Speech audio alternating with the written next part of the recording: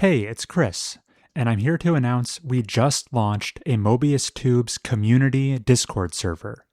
Please consider joining us there. You can find the invite link in the show notes, and we'll be discussing it more next episode. And now, on with the show.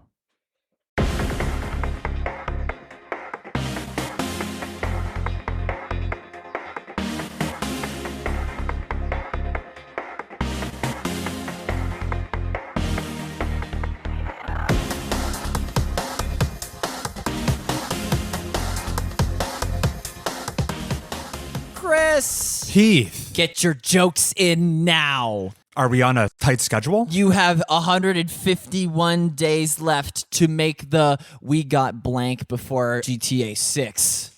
That's right. Pre-order date is coming up soon to buy your copy. I'm not going to pre-order it until it's out on PC. Yeah, probably me too. I'd rather commit real crime than play GTA 6 on a console. Yeah, get some hands-on experience with the subject matter. Yeah.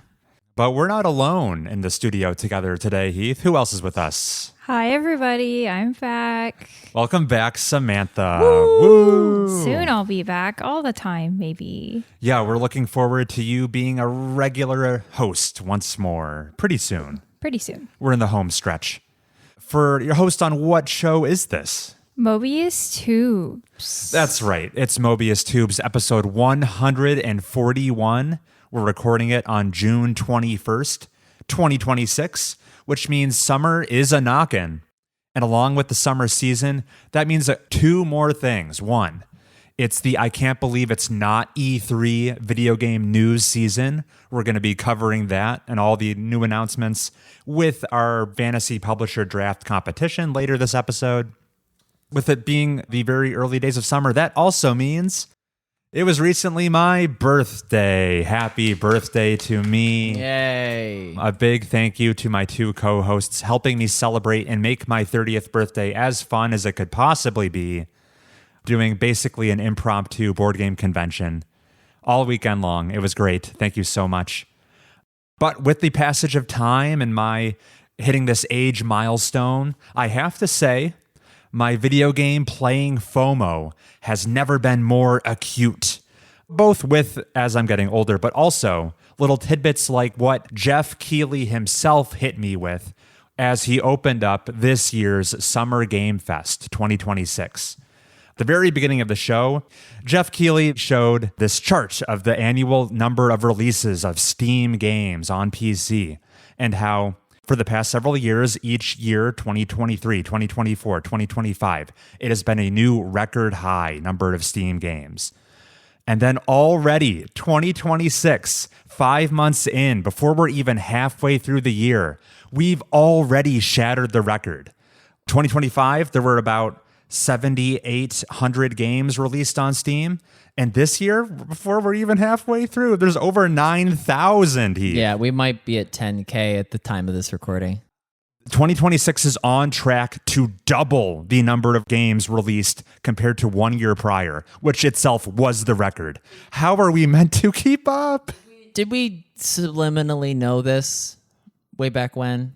How far back are you thinking? Oh, we've talked about the number of Steam games. Right. Yeah, it's been a recurring idea on the show that the number of game releases is becoming completely untenable. But to just see it laid bare like this, we're in half a year, we've already surpassed, we're on track to double the previous year. It's crazy. That kind of acceleration, I did not see that level of acceleration coming. We did know that more games were coming out, but without the chart, you couldn't know that just looking at the Steam first page. I think his point is more that, yeah, we knew it was going to be more, but maybe not double last year. That seems like quite the growth. And I don't know what to attribute it to. Is this small devs leveraging AI to pump things out quick? I have no idea. There's certainly more shovelware.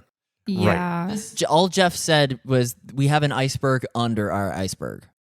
Yeah, a whole Mariana's Trench. But every AI coded game with very little personal touch, that's not a game I care about. I'm never going to play those. Probably, yeah, and I can't say for sure that's what's happening here. But this chart was eye-opening for me, and I wanted to call attention to it. Yeah, that's pretty interesting. But enough about that. We've got a whole big show for everybody. We've got games we're playing. We're at the halfway mark of the year. We're going to check in on our publisher competition, do some auctions for that. And we even have a discussion topic on this jam-packed episode. I think one of you two should kick things off with games we've been playing. Who wants to take the reins? I'll get us started. Yeah, please do, Samantha. Okay, I'll start with my most obvious one. I finished Yakuza 0, and I have played through Yakuza Kiwami. Pretty big compliment. You went from one entry directly into the sequel. And I might have gone into 2 right away if I didn't feel guilty for the rest of the games on my to-play list. So yeah, I quite liked the ending of Yakuza 0. I don't think I've discussed that on the podcast yet. Thought it ended pretty well. These are the goofy but also simultaneously serious crime drama stories set in Japan. Yes, and you generally play as Kiryu, who is a member of the Dojima clan, at least for now. Yeah, it was a good, fun time. My favorite part of 0 was running the Hostess Club. The combat in Yakuza games, I think we can just remove it. Can someone email me a link to a mod that makes every enemy go down in 1 hit?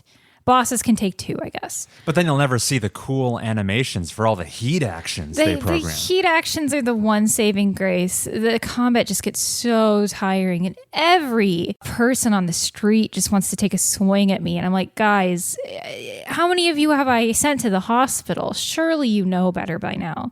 How many of you have I robbed of your life savings? Like, don't you have something better to be doing? That's the only thing I don't like about the Yakuza games. The side quests, of course, are a big highlight. I like the characters. I feel like they do a really good job of character development for a game that's like half completely ridiculous and half extremely like soap opera dramatic, which I guess is its own version of ridiculous. My hottest take for this episode is that I struggle to decide which I liked better, Yakuza 0 or Kiwami. Hearing that for the first time did kind of shock me. I quite liked Kiwami. I felt like the narrative was much more focused because you just have your one protagonist, it's Kiryu.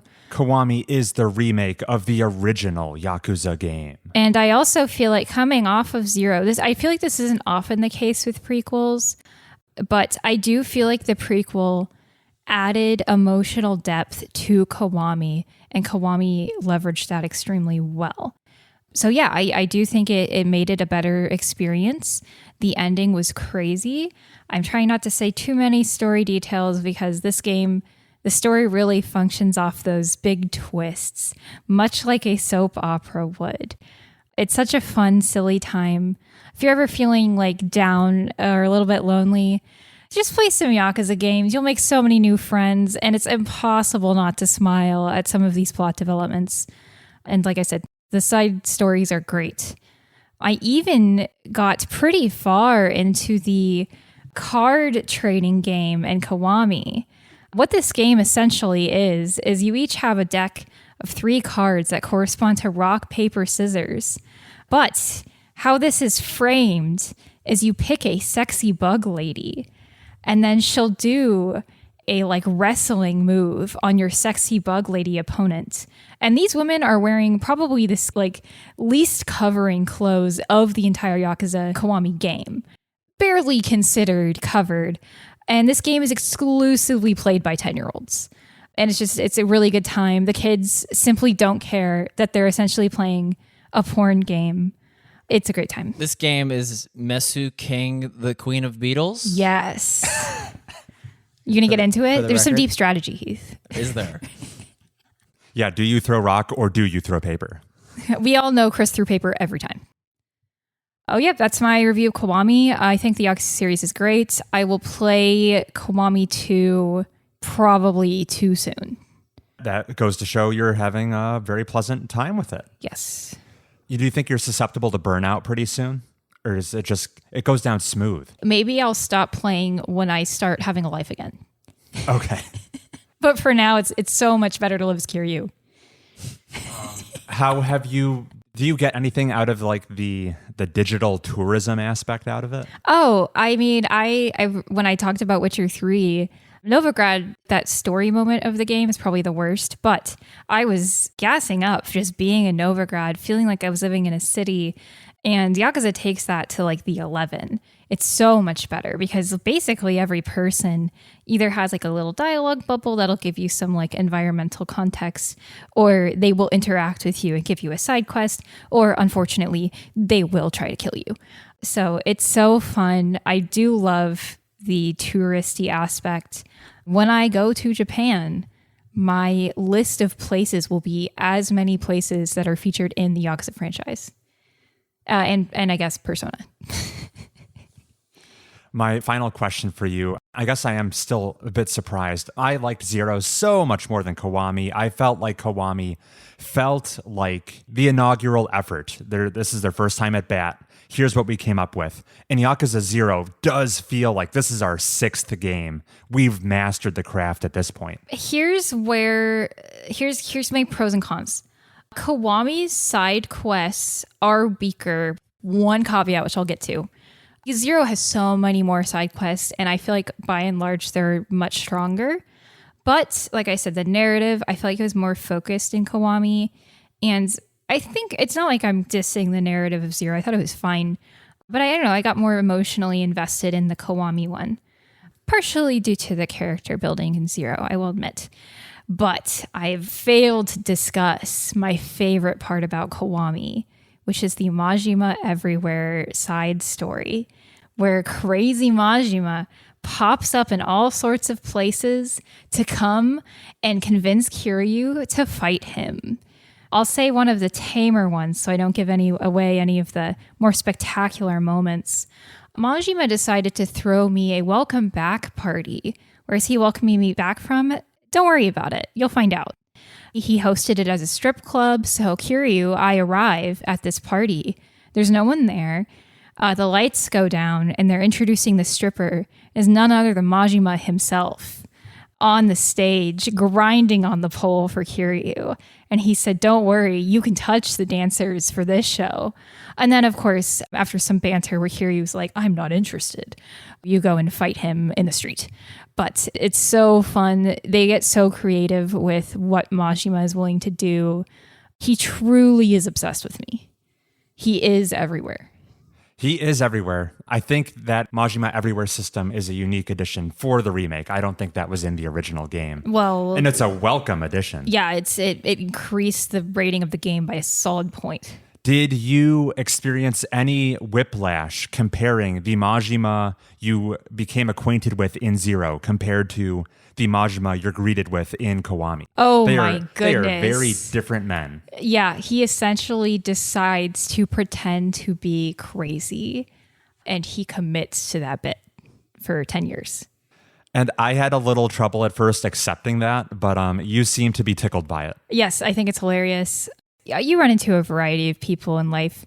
I've met plenty of people who are quite intelligent and reasonable, but will play up their more like ridiculous aspects to kind of not feel the pressures of being the responsible person in the room. So it's, I don't know, it's interesting. I think Majima obviously is a huge exaggeration. And of course, he's a Yakuza, which adds another element of so many rules for these boys to follow. But yeah, that's I don't know. I quite like his character. He's obviously my favorite because he's everyone's favorite. Good times. I forgot to mention this. Kiryu slaps a child in this game, and then another father figure slaps their child in this game. Both times for just the wildest reasons. I hope they sort that out by Yakuza 5. I hope they're not doing that shit anymore. Yeah, could be a consequence of that game being originally 20 years old. Yeah. Just don't do that, guys. Don't slap children who are crying. You know, they're probably upset for a good reason, and you probably know what that reason is. Why are you doing that, Kiryu? You're supposed to be the heart of gold, cool guy. So strange. That's enough about Kiwami, Chris. I know you're eager to hear more, but yeah. Well, what have you been playing, Heath? I've been playing more Vampire Crawlers. More than the 7 minutes you put in last episode? More than the 7 minutes worth of that card game. Take the lead, Heath. Well, okay. I'm very completionist. I tend to fight everybody in the dungeon. There's 5 levels to the dungeon. Most of the time, yeah. And you just walk right up to them and you fight them with your cards. And then you fight a big boss and then you go down the stairs and then you go to a lower level of the dungeon. I've unlocked a great many of the crawlers. Sure, different playable characters. How many of the playable characters are there? I don't know. 20? Surely I have not seen them all, but I Really? have over a dozen, maybe around 20. I might have exactly a dozen. And I don't have a dead favorite right away. I like when cards draw cards that draw more cards. Card draw, very powerful in this game. Very strong in this game in particular. I'm stuck. I beat the forest. I beat the library. I go to the milk factory. Was that a map in Vampire Survivors? I think it was. Okay, I never played that far enough into Vampire Survivors to know, but I was half expecting me to be a boss at the milk factory, given my love. Your love of skim milk. My love of milk. And so I haven't completed that area. There's the hardest level of is too tough. I want to get the relics though. The relics are so strong. If you Relics being like the gems you socket into the cards, or are you discussing something else? No, the like the quality of life features. Right, the permanent upgrades. You unlock like the whole Arcana tent. You Right. unlock upgrading as a concept. Yeah, or like the blacksmith. Do you have him? I've blacksmithed a few things. I don't Very make cool. I don't make an awful lot of money playing. Okay. You got to play this game a while to get everything that needs to be seen. I don't prefer it to half the other card games I've played this year. How many card games have you played this I mean, year? I played like a minute of Slay the Spire 2 Okay. just to smell the difference. After I took a brutal loss in Slay the Spire 1, and I was like, let's see how the better half lives. And just to tell it whether or not it would run on my Mac. And you got confirmation. I did, yes. So it's not the coup de grace of deck building video game card games, but Vampire Crawlers is good when you're on the go. I can weigh in with my 2 cents. Sure. I've continued to play Vampire Crawlers, I'm waiting for the plot to appear. and you'll be waiting for quite some time. Yes. Because I've seen the credits and I'm still waiting for the plot. Okay. But yeah, I spoke last episode about the spin-off of Vampire Survivors in card game form. I was a little middle of the road on it. It got the ball rolling a little slower than I would have wanted it to. But shortly after we spoke last time, I hit what I consider the sweet spot of my Vampire Crawlers experience. Runs were just coming together. I had synergies were popping off. The progression curve was at its most compelling to me, where I was earning enough money every run to make meaningful changes in the upgrade shop. And I felt like everything was coming together. It was pretty blissful for, 5 or 6 hours there. But more recently, as I approached the end game, my play power curve has been getting busted wide open. And that's intentional. Thanks to getting greater access to wild cards in the game, which can be used to extend a combo indefinitely. Extending combos is very important in this game, probably the most important thing you can do. Thanks to that, I'm often able to draw my entire deck into my hand, cycle through it as many times as necessary, generate more mana than I could ever wish to spend. Mm-hmm. And the enemies I'm playing against likely won't receive a single turn most of the time. My deck has become a perpetual motion machine. There's no stopping it. God. But even though I'm defeating the opposition before they ever get a chance to act, that doesn't mean these encounters are short or breezy. No, I'm still playing dozens of cards to get there, and the process can feel like it requires a bit too much tedium and overhead, especially when the end result of victory feels so inevitable. The tension of defeat has been absent for a while as I've been playing, and instead it can feel like I'm being asked to show my work again and again for an equation I solved hours ago. Yes. I feel like Vampire Crawlers has an expiration date in a way many of its contemporaries simply do not. And that's not even inherently a bad thing. I think I just need to become content with the fact that I'm finished with this game. I've already extracted all the juice Vampire Crawlers has to offer me.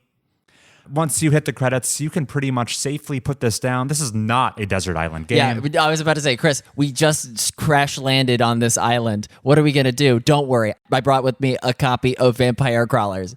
And then you take my body and you throw me onto a cactus.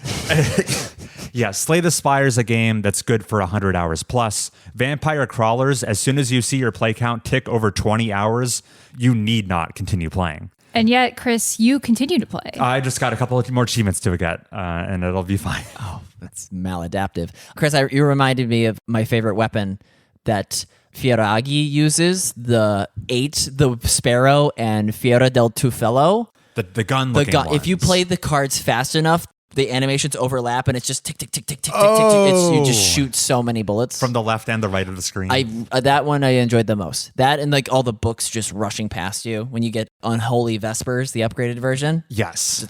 And like the chromatic aberration that happens when you bend the... There's like art style, not bad. Yeah. As far as the 2 pixel art style games I played recently, this is the superior one.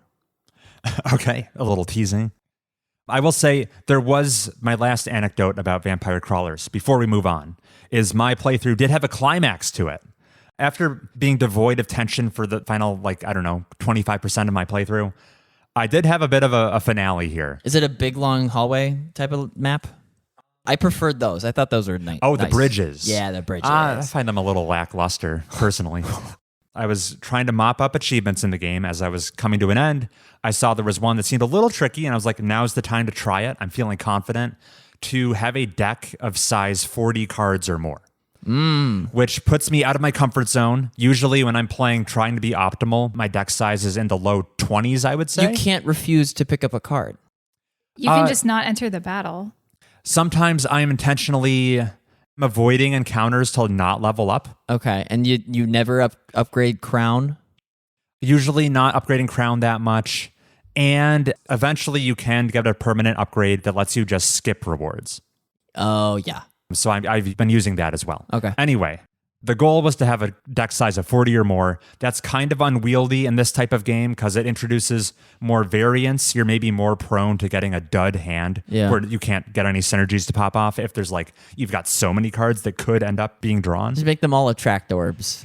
Yeah, attract orbs will help a lot since they draw a bunch of cards. But anyway, I was gunning for this 40 card deck size. I was on floor 4 out of 5 of my current level. And I'm like, okay. And at the time, I had 38 cards in my deck. I'm like, perfect. I'm a shoo-in. I'll be crossing 40, no prob. Yeah. So I advance to the next floor. And that's where I see, this isn't a normal floor. There's nothing on it. Just the boss. And then I approach the boss, and then I go, this is the final boss of the game. Finally an encounter that's going to cause a bit of a challenge. And I've arbitrarily handicapped myself with this unwieldily sized deck. Yeah. So you lost. So I shakily get through what ends up being phase 1 of this encounter. For the first time in the game, there's a second stage to the fight. It seems even worse. The purple eyes open up, right? The countdown. The countdown clock, I had already beaten that. Okay. And then it's a fake out victory. And then you have another fight to do. And it was lunchtime. I'm like, I don't have enough calories to deal with this right now. So I log off. Yeah. Eat lunch, come back later that afternoon, find out the game didn't save my progress, so I have to start the fight over. Okay, whatever.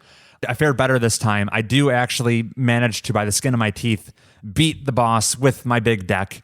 And then, by the grace of God, this isn't the only game to do this, but it drops me into its playable credits sequence. Where I can fight some easy encounters. I'm getting a little bit more experience. I level up. I get my 39th card. Yes. I'm like, oh, baby, we're almost there. Yeah. I needed a few more people to work on this game. So that the credits were longer. Were longer because I was... A couple more production babies, maybe? A couple more special thanks to these pets. The pets. Oh, you beat me to it, yes. Because I did not level up one more time. I was at 39 out of 40 cards. I'm like, thanks for playing. Damn.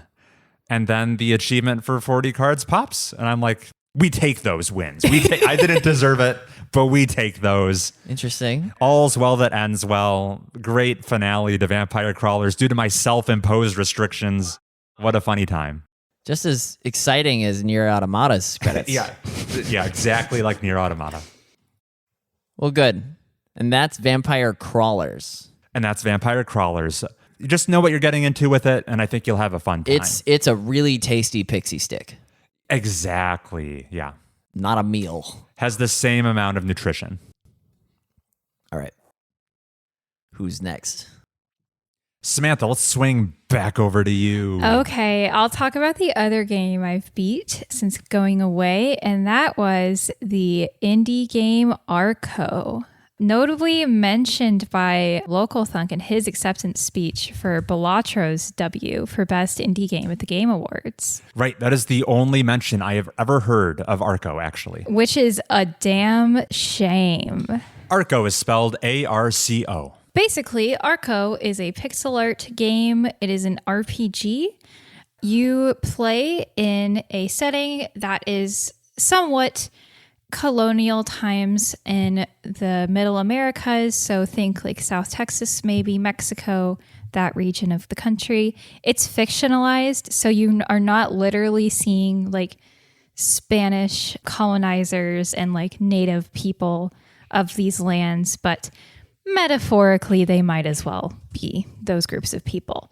I think they've done that so they can kind of create their own mythologies for these people and incorporate some magical elements.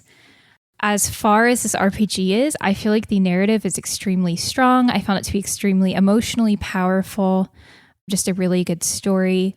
I feel like they do a great job of giving the characters a little bit of development, and you really feel for them when things go awry. The other things I like about this game include the combat. The combat's extremely unique. It's somewhat turn-based. If you've ever played Transistor, this system is going to feel familiar to you, where essentially there is a choose your action section where the game will be paused, all the characters won't move, the bad guys will have a little icon above their head indicating what they'll be doing during their turn. You choose your action for your character or characters, and then time will unpause and you'll see everyone move and act at once. In real time. In real time. It's pretty interesting. I found it very compelling. I definitely found some of the combat sequences to be pretty challenging. I'm someone who enjoys that kind of thing. Like I loved Into the Breach, and it had some similar feelings to Into the Breach, if not similar combat structure. So I quite enjoyed that. And the last thing I'll say about this game is the music is really excellent. They have some great songs mixed in there, and I feel like they bring the emotional arcs to a good conclusion each time you hear the music. It's such a shame that no one is talking about this game. It really deserves more praise that it's got. It will be sad if this is the last game we ever get from these guys. The Belatro guy was right, guys. Go play this game. Don't waste 100 hours on Belatro like I did. Yeah, as you were playing through Arco, you never had a single negative thing to say about it to me. The only problem I had with it is it occasionally glitched out the music during fight scenes. And that's just, they're a small indie team. Did you tab over to the work you were supposed to be doing at that time? No, it just twice during a battle, it just kind of like randomly switched to static. And if you just mute it and then after you finish the battle, the music will fix itself. Oh, okay. So just a kind of a weird bug they have, I guess. But yeah, I just really loved it. Strongly recommend you play it. It's not a very long game. I think it took me 15 hours and I tried to do all of the side quest stuff that I could. There are multiple endings to this game. I've only seen one as I played it, but I looked up the other one online. I think even though morally there are different endings, both endings are equally compelling. So yeah, any questions for me, guys? Interesting that it's rated M for mature. This is the most charming little... That is extremely accurate. Oh. It tricks you. Okay. Samantha had me play through what's essentially the prologue just to get my feet wet. Chris is going to say combat is easy. Well, here's what I have to say. Immediate standouts, soundtrack leaves an impression in a good way. And combat, I see the potential. Yeah, it's essentially the tutorial where you're only controlling a single character, but I see the potential. As soon as I get 2 or 3 characters in my roster, that's going to be some juicy decision making. Well, you loved the bow in Hades and Hades 2, so you're going to love the bow in this game. Yeah, the bow seems useful. The Arco, Heath. Very good. Bow is Spanish for Arco. I said that right. There are characters, Chris and Heath, whose main mechanic isn't distance combat as well. Sure. There's a variety of different methods. It's great. It's great. Maraca based. Yeah, I will definitely finish Arco before the end of the year and report back with more thoughts. Great. And when you do so, we will dive into the themes, but not before then. Sure. I can already say, from what I've seen, not afraid to shy away from heavy subject matter. Ay, caramba. I've got an elegant transition for our next game we can discuss. Speaking of games I've almost heard no one else ever mention, Samantha and I played through a game together with the lovely title Mediterranea Inferno. So, how did this come about? Here's another game that I guess very under the radar. I haven't heard any of the podcasts I listen to ever mention it. It's an old game. It's from 2023. Oh, never mind. Just a couple years old. I have a goldfish's memory. So old. So this is from a production studio / game publisher based out of Milan, Italy, called Santa Ragione, who was in the news briefly last year for a game of theirs called Horses, which rose to prominence because it was banned from coming to Steam. What?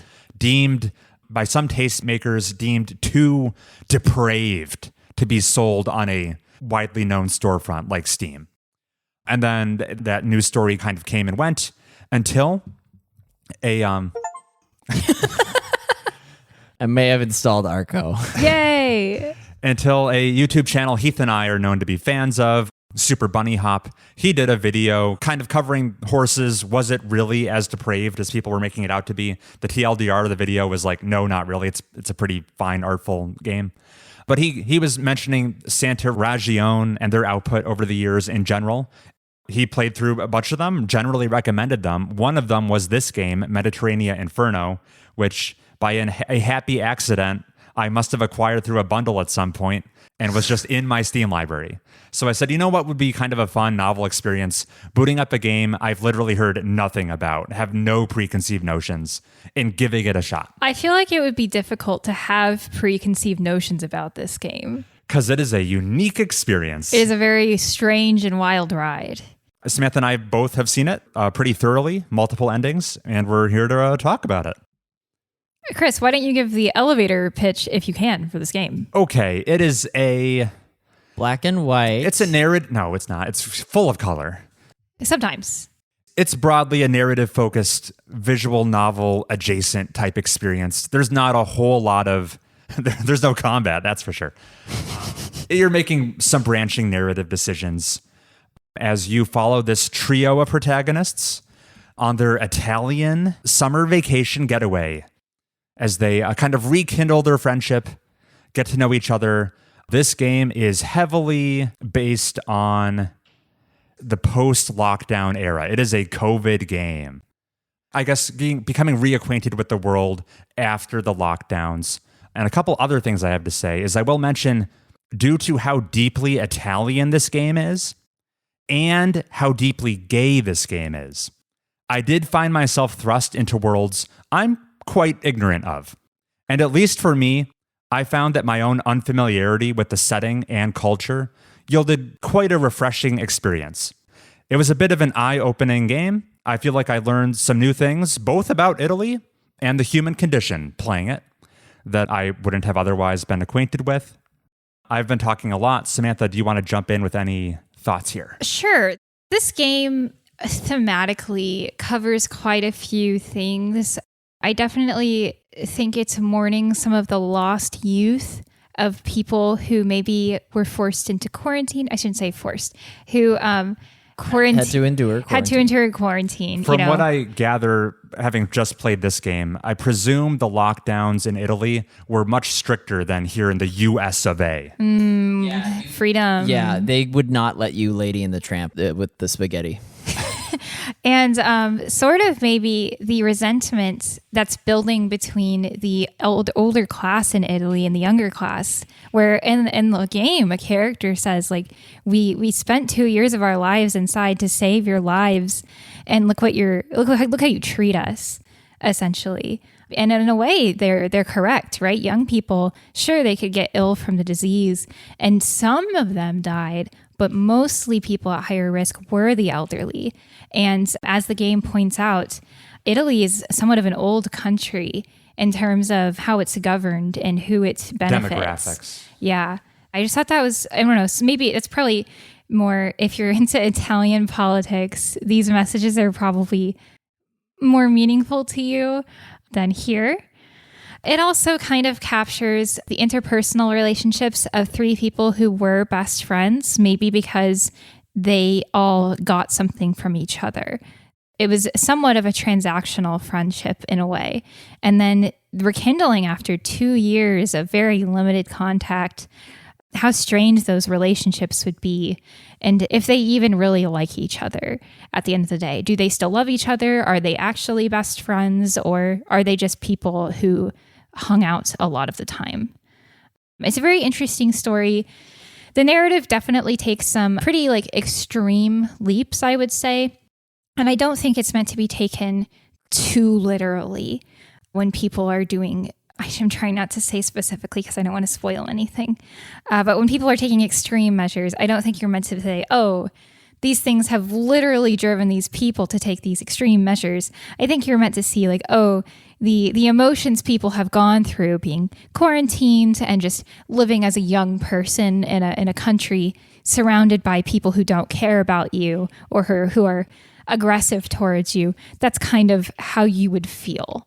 Maybe the struggles of your youth. The storytelling style of this game is pretty abstract. I would be unsurprised if some people find it pretentious. Yeah, I agree, but I don't think I did. And I feel like I'm easily put off by what I think is pretentious.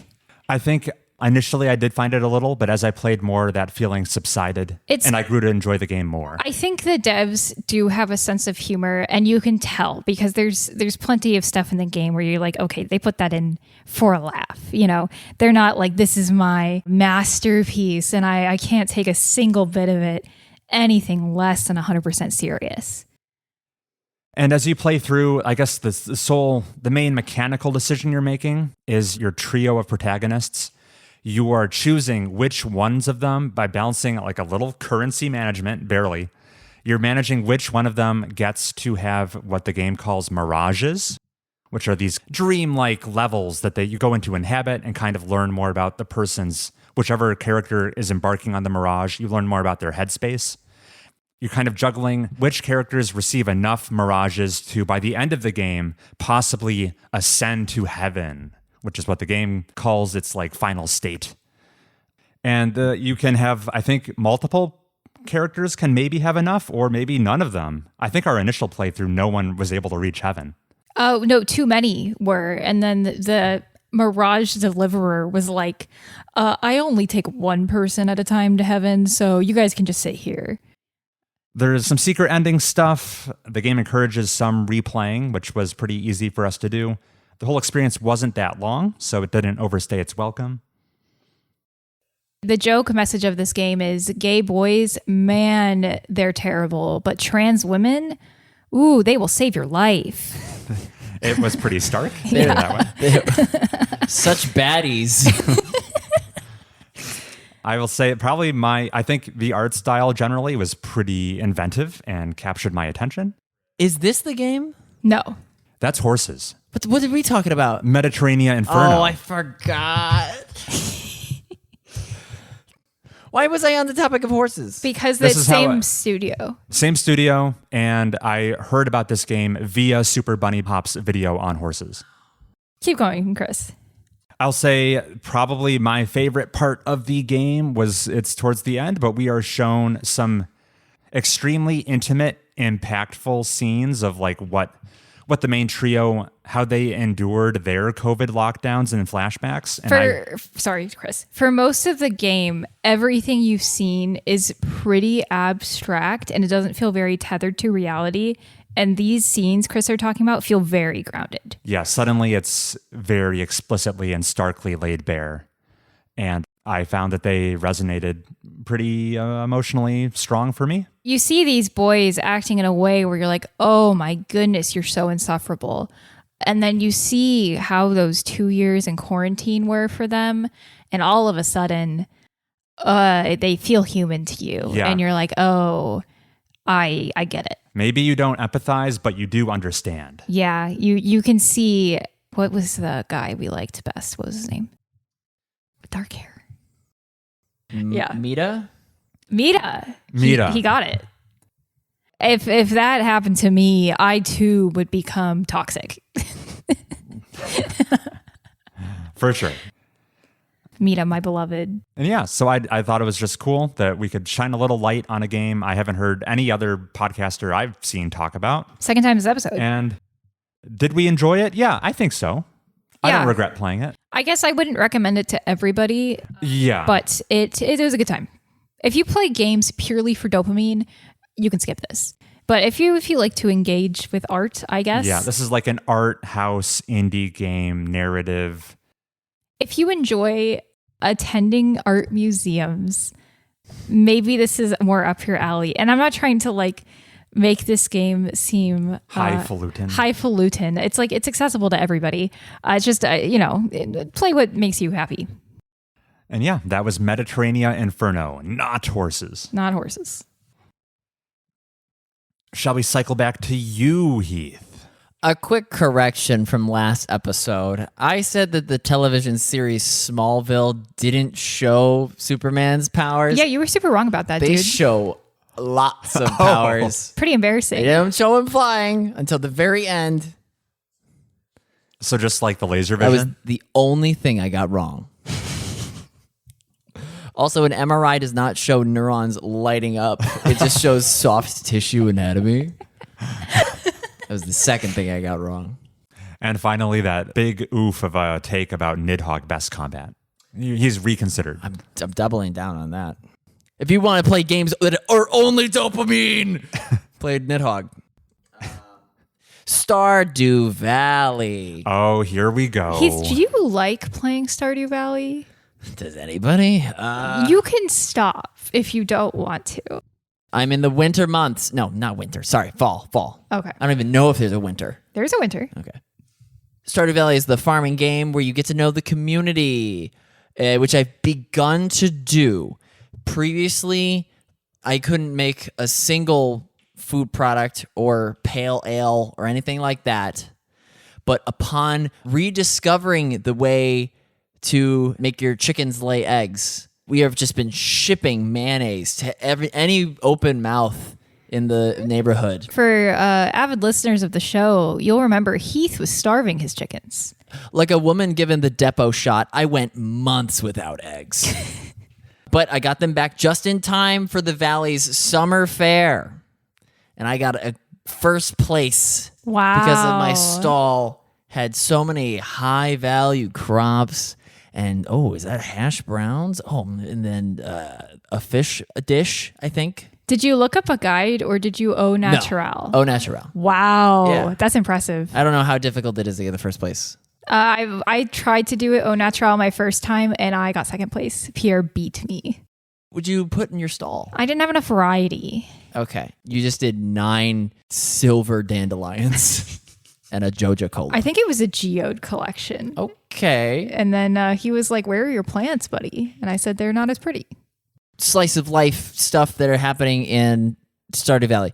We spent time with Shane on the dock. We spent time with the old guy. Is his name Walter? George? George. And there was a little bit of like elder care, ableism type dialogue decision that I had to make. I enjoyed that. Interesting. And yep. And now that it's the fall, we are pumpkin maxing. And then we're doing everything that needs to be done at the speed of sap. It takes so long for trees to pump out enough resin to make a special item. Yes. I should have slapped those drippers on every tree months ago. Your first year, you can forgive a lot of sins. Okay. I will say Shane is my in-game husband. And I'm sure after you saw the dock scene, you're like, why? Because he's, not doing too hot. He keeps to himself and then he's a substance abuse problem. Yeah. Yes. But I love him. Is the appeal you can fix him, or you want to Yes. like nurse him back with some soup? I can fix him, Chris. Okay. It's the fantasy. Thanks for playing Stardew Valley, Heath. I've taken the L on every single community project that's on that new bulletin board below the house. Don't worry about that until you've got your community house in order. Right. Okay. Yeah. That's for people who play to year 10. Okay. Yeah. And that's Stardew Valley. Is that everything the two of you have been playing? Yeah. You have... Wait, no. Yeah, that's it. I played nothing else. Okay, so I can jump in now to complete the Yakuza sandwich, because I have finished Yakuza 5. We opened with Yakuza Talk. We'll close with Yakuza Talk. When we last left Kiryu, he was working at like the DMV. When we last left Kiryu, he was a distant memory because I left him behind, and I was in my idol pop star era. Right. So I've completed the 5th Yakuza game. I last left off smack dab in the middle of it. And I've spent more time with this entry than any other Yakuza game in the franchise. Final playtime clocking in at like 68 hours or something. Sheesh. Gargantuan.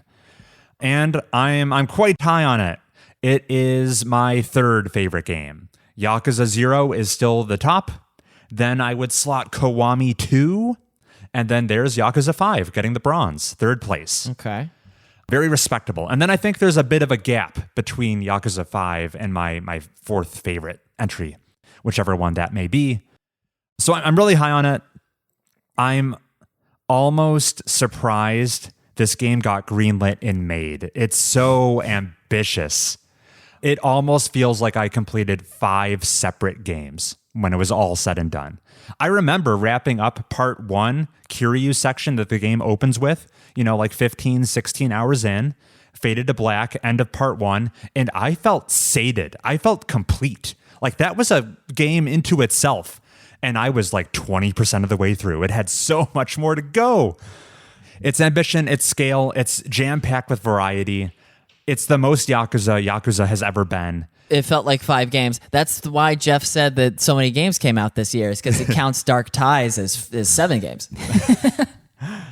The RGG studio is very prolific. They love to pump these games out. I don't know how they do it at the quality bar they're striving for. I still haven't told you about part 4 and the finale. Part 4 was maybe the most, I guess, it's between part 4 and the idol, feeling the most distinct. Suddenly we have a brand new face, Shinada, a former somewhat disgraced baseball player with like false accusations against him for like stealing signs and getting booted out of professional baseball. We flash forward to him 15 years later. He's up to his eyeballs in debt, being hounded by debt collectors. It feels quite harsh the way, like mechanically, you can't even like rub 2 yen together just to like, I don't know, engage with the basic systems of the game. Anytime you get a payday, your loan shark shows up and just takes it away from you. And here involved in uncovering the small town's dark underbelly. There's a certain Yakuza family, and they're almost like a legend. Everyone's heard of them, no one has seen them. And they like pull the strings of the city from behind the scenes. And you're tasked, you can potentially get a mammoth payday if you can uncover this Yakuza family and what really went down 15 years ago. And it's peak. I love it. It's so good.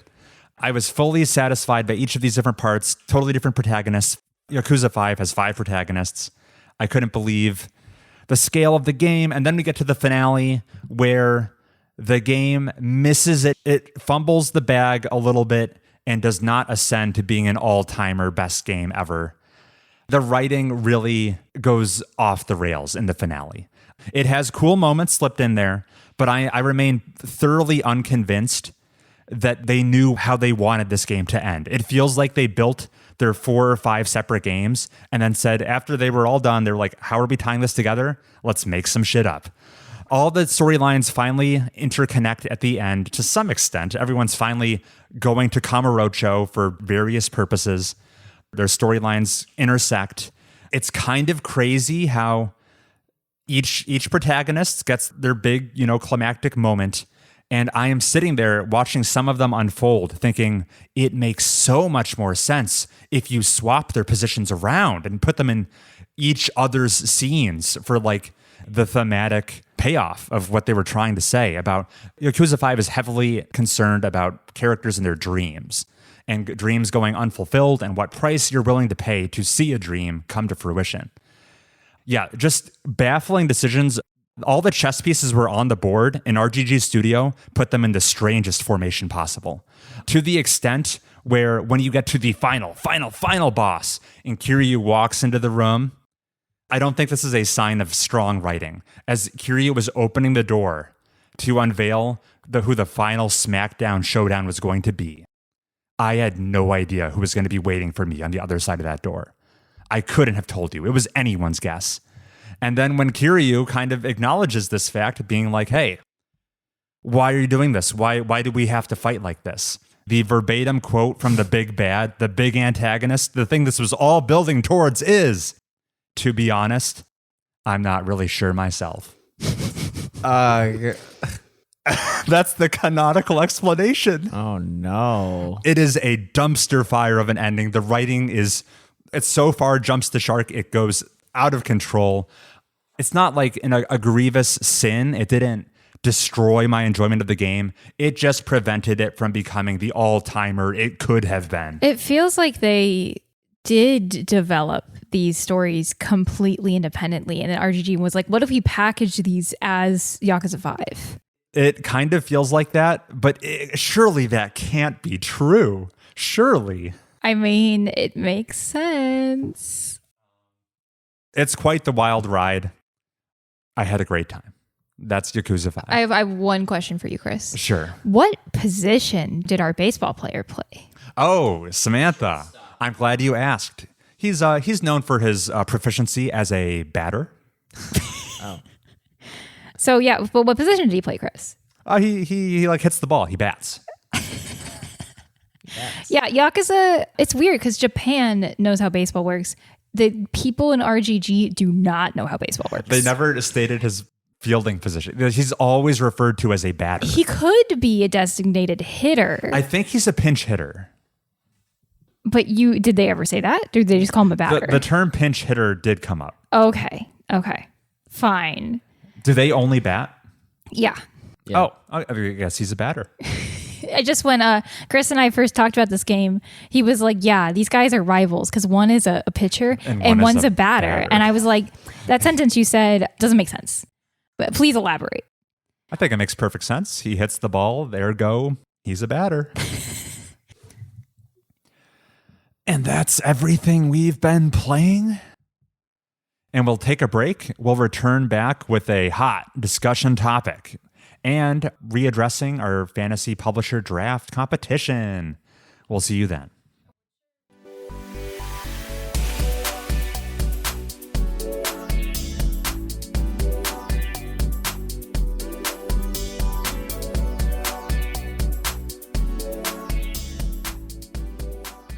And we're back. So, just for fun, we've got a little discussion topic Samantha pitched me on. Initially, I was skeptical. Here's the question we're talking about today. What we're here to discuss is, to what extent does there exist a relationship between your actions or decisions in a video game and your moral character? Oh. In other words, how much do your decisions kind of reflect on your moral decision-making in real life based on what you're doing in a game? And the reason I was initially a little skeptical, like, do we really need to talk about this on the show?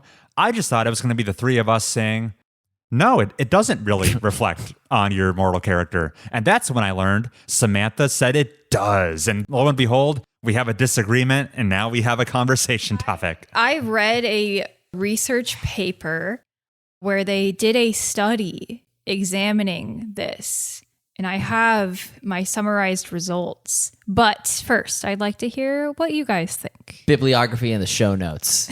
And it's worth mentioning, you said we might disagree on this topic before you even read that research paper. Yeah, I had formed my thoughts and opinions before I read it. I was just curious I was shocked there was an academic study on it, to be honest. Okay. I didn't think anybody cared. I'm so moral and righteous that I never beat Untitled Goose Game because I couldn't bear remove that nice man's hat. Okay, it doesn't Heath, belong to me. Here's a challenge I pose to you. Before you touched Undertale, you said, I will complete all 3 routes. Yes, the genocide route. And then post-pacifist Ruth Heath was like, I can't bear to do the genocide route. I love these guys too much. It would be a Herculean effort, but Hercules is a good guy, so pick a bad guy from Greece. It would have been a Zagreus effort to try and do a genocide run of Undertale.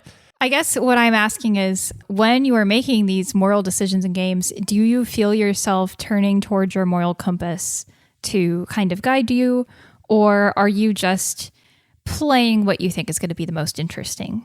Or how are you making these moral decisions when you play these games?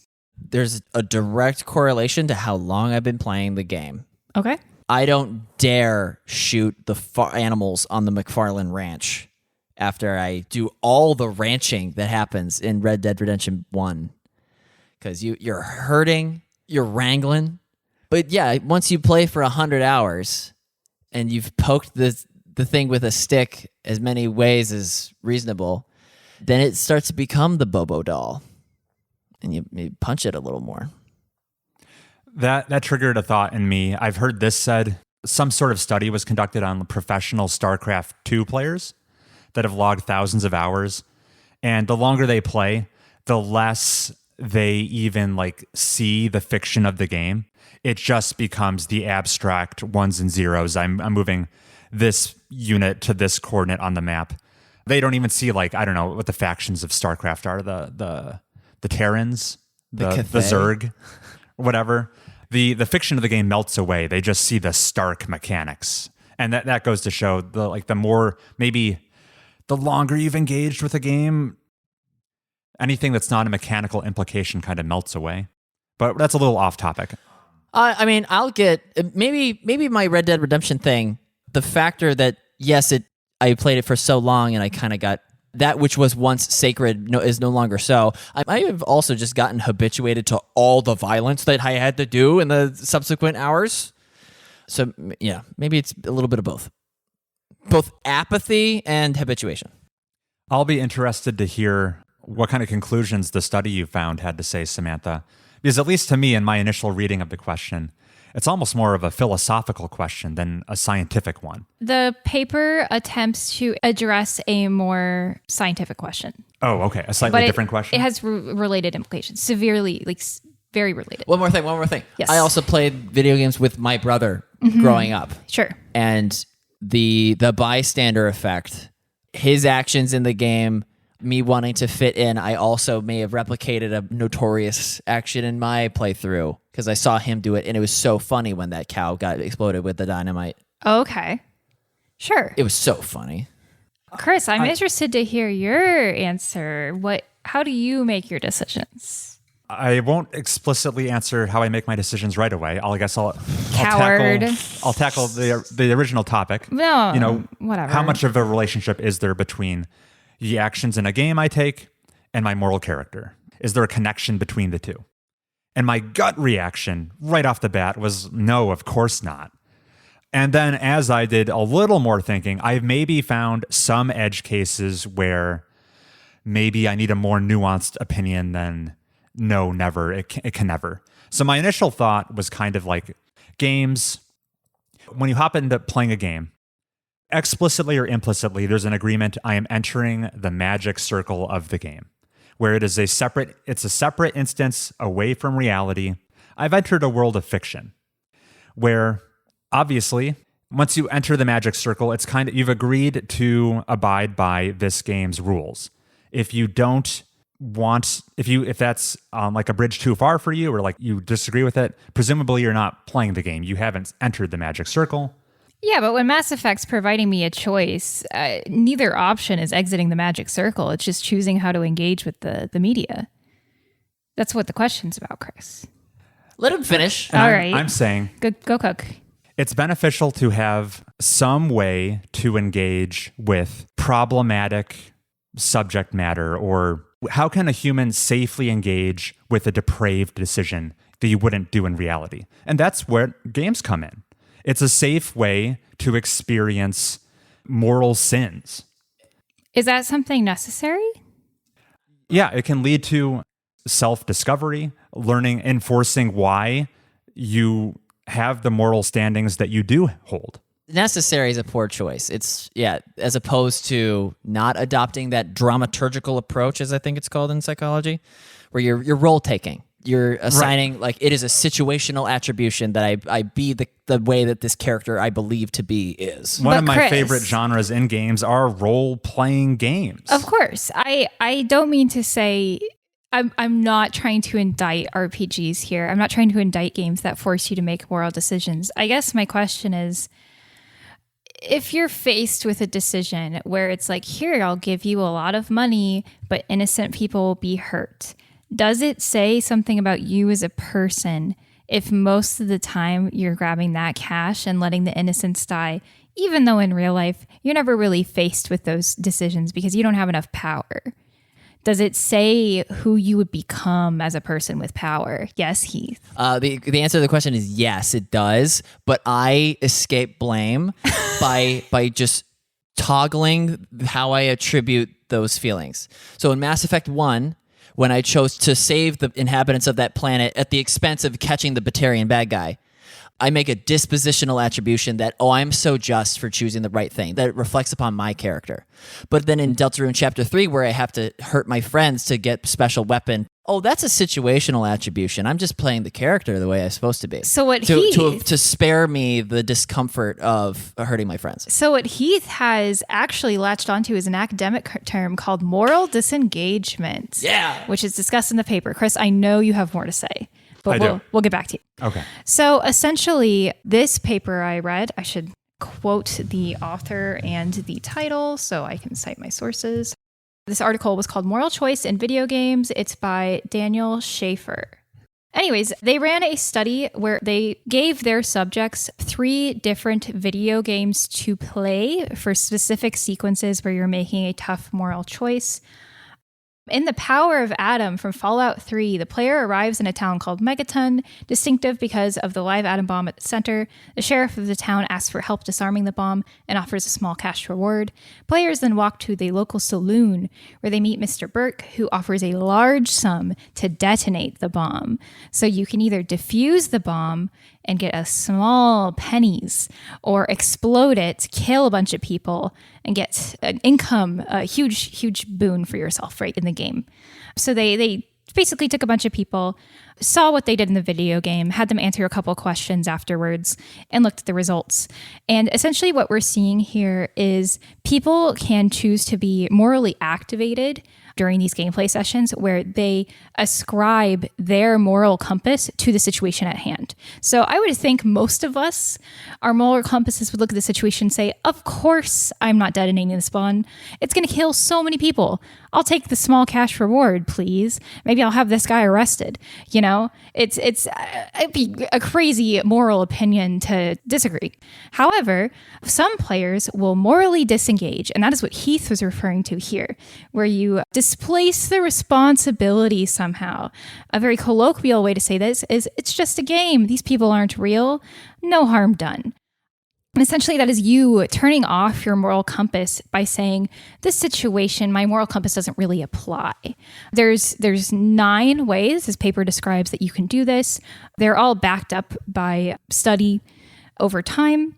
The results of this study were that people who were morally activated were way more likely to make the good choice in the game. And people who were morally disengaged were more likely to pick the evil choice. And it was statistically significant. The paper also looked at how much people enjoyed the game versus good versus evil.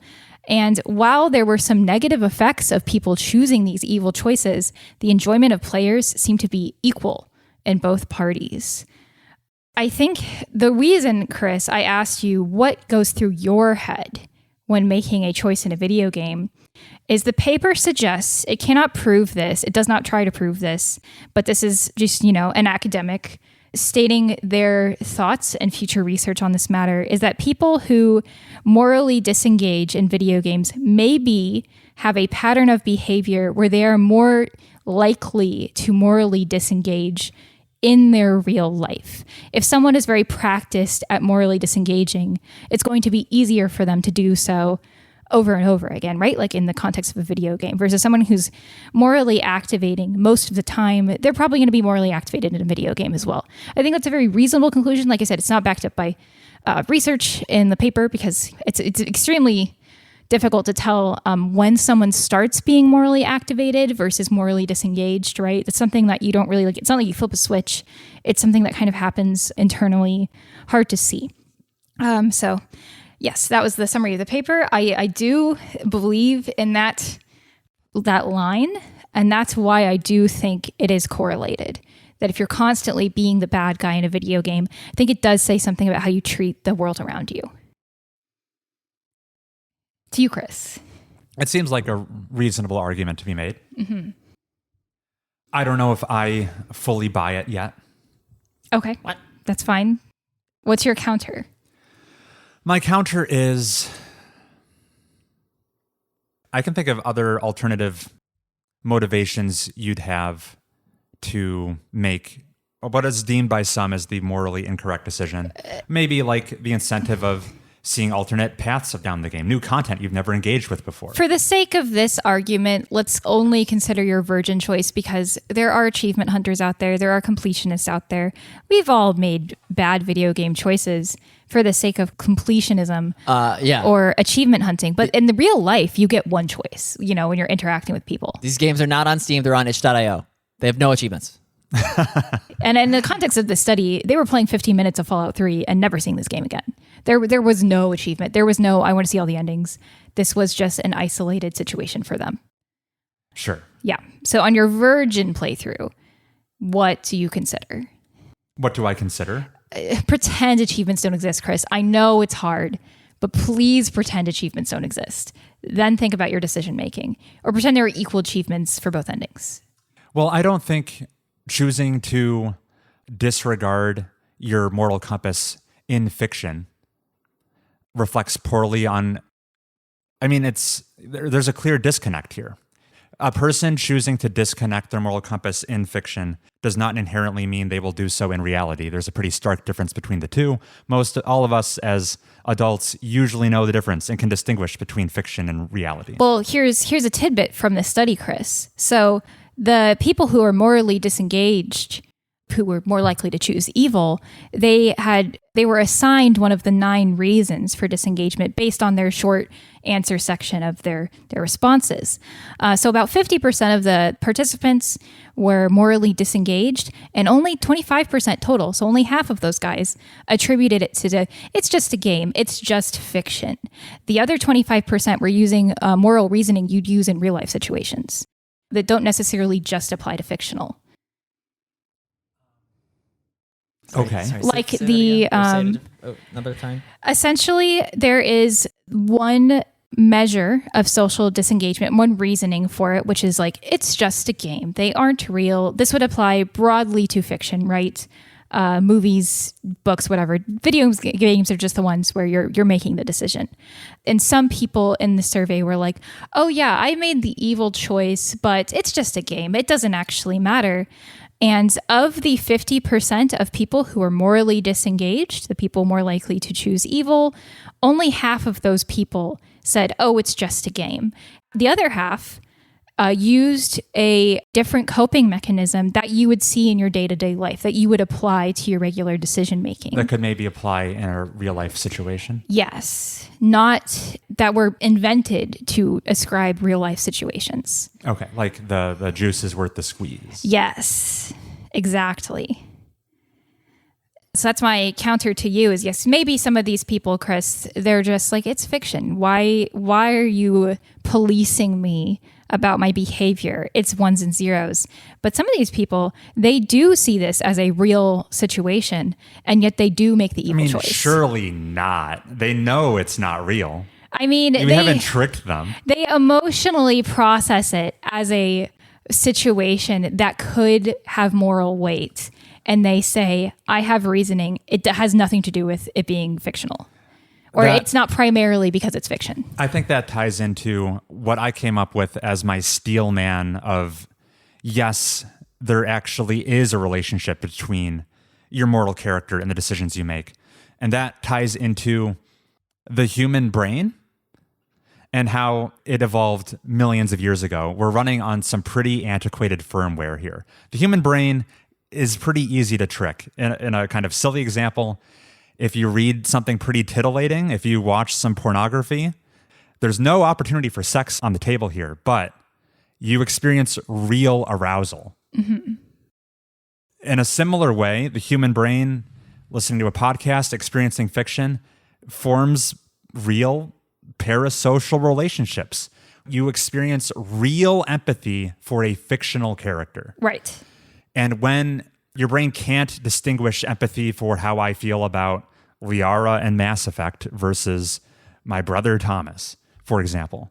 And so to then treat that fictional character you have real empathy for cruelly, I think there's something you can dig at there that would imply maybe a moral failing of a person based on their fictional video game decision. That was me trying to steel man your position. But you're saying the Fallout town that is going to get exploded if I set off the nuke, they're by and large strangers to me. So I mean, not if you visited Megaton. I haven't played Fallout 3. I have. Okay. Let's pretend they're strangers. I still feel empathy. I feel a baseline empathy for strangers. I think their lives hold weight to me. I don't think I need to develop as complex a relationship as I do with Liara to be cruel in doing unkind things to them. The evidence that some players were morally disengaged gives credence to a Hobbesian view of the public that some people are despicable and need an authority figure to keep them from doing aggressive actions.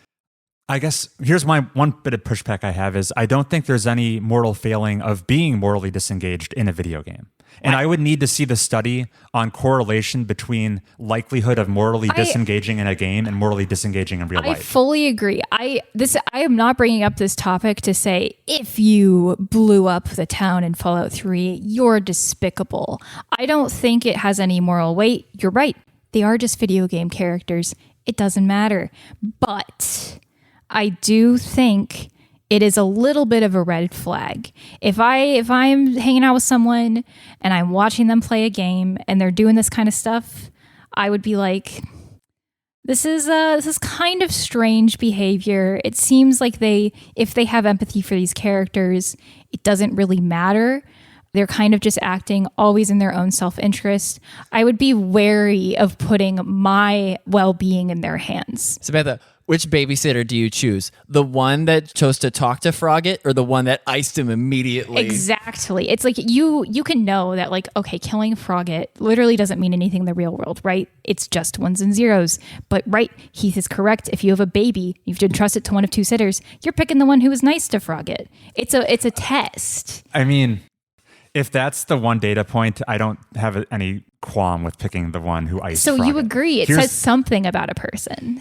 I think so. Here's the thing: you would let the Frogget killer watch over your babysit child. your kid? I might have killed a Frogget myself at some point. You have equivalently. You mean you did not kill Frogget?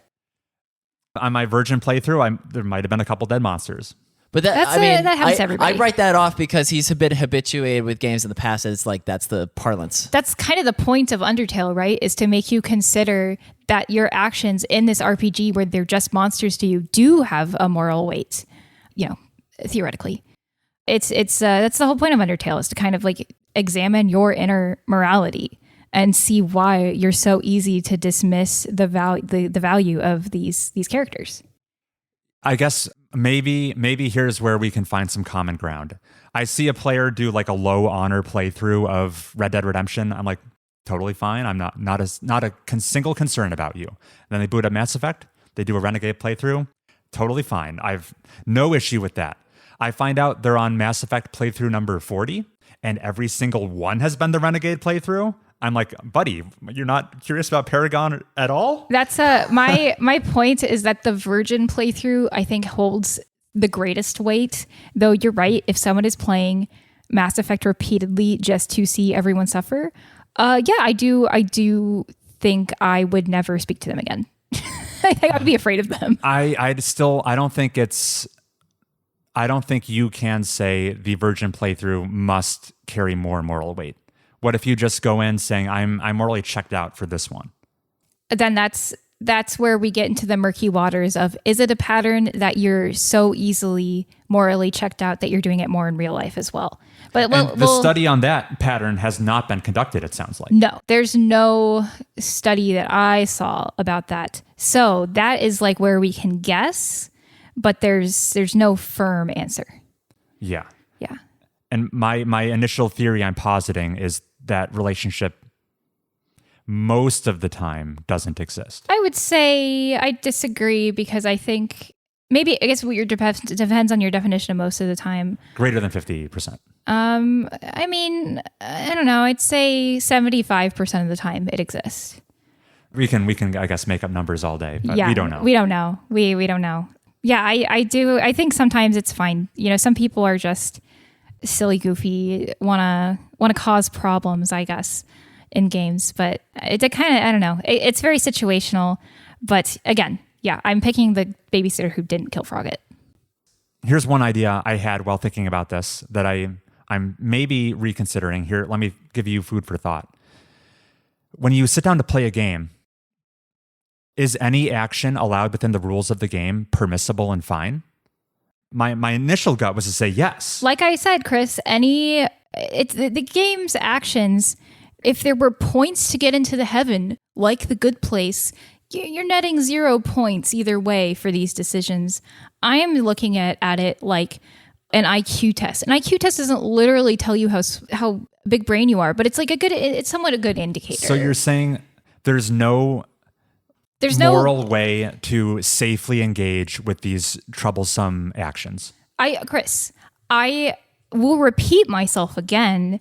Choosing a renegade route in Mass Effect does not make you a bad person, but I would be a little more wary of placing my well-being in your hands if I found out that you oftentimes opted for evil instead of good. Doesn't make you a bad person, but I'm worried about it. The Pokemon trainer that rushes back to the Pokemon Center to revive them after the gym battle is a better pet owner than the one that just rocks the half-dead party all the way to the Elite Four. Yes. I feel like someone could routinely make the bad decisions and feel bad about it. It's like reinforcing their moral compass. Why would are they a masochist? I mean, it's a safe way to engage with these kind of questions. That person, I'm not saying that person doesn't exist. That's why I said it's a red flag, not a correlation of one indicator. Otherwise, it would mean you were a bad person if you did make bad actions. Mm-hmm. It's just, I consider it a warning sign, and I think most people would consider it a warning sign if you're generally making bad, evil choices. I feel like it's like 1/100th of a warning sign. It's so marginal. Chris, I'll reveal why Chris feels that way because he is a very bad little boy. That's not even true. I watched him in Cyberpunk promise this boxer, yeah, I'm going to watch you safely get this transplant you desperately need to claw your way out from under these malevolent people who've had your life under control for years. And then the woman walks up to him and is like, hey, I'll give you like $1 million if you just like walk away. And he said, sure thing, buddy. Didn't see this guy. He meant nothing to me. I'll take that money. I'm out of here. And I was like, I was aghast. I was role playing as the corpo. It was situational, not dispositional. I was 90 moral disengagement. I was 90 hours into this cyberpunk world that has shown itself to me to be so transactional time and time again, and I'd immersed myself into the fiction. Chris, he was securing the cyber bag. To make you feel better, because I feel like the defensiveness is coming from the fact that sometimes you do morally disengage during video games, which is fine. I think everybody it'd be crazy to never morally disengage for video games. I guess if you can claim that, you probably don't play very many video games. So, Chris, I'm not trying to attack people who morally disengage sometimes. And like, yeah, it's fun to get really immersed in a role for an RPG. If you want to hard play as a corpo, I think that's just a fun, cool time. It's like playing a villain in a D&D role playing, like tabletop. There's nothing wrong with that. Someone has to play the bad guy.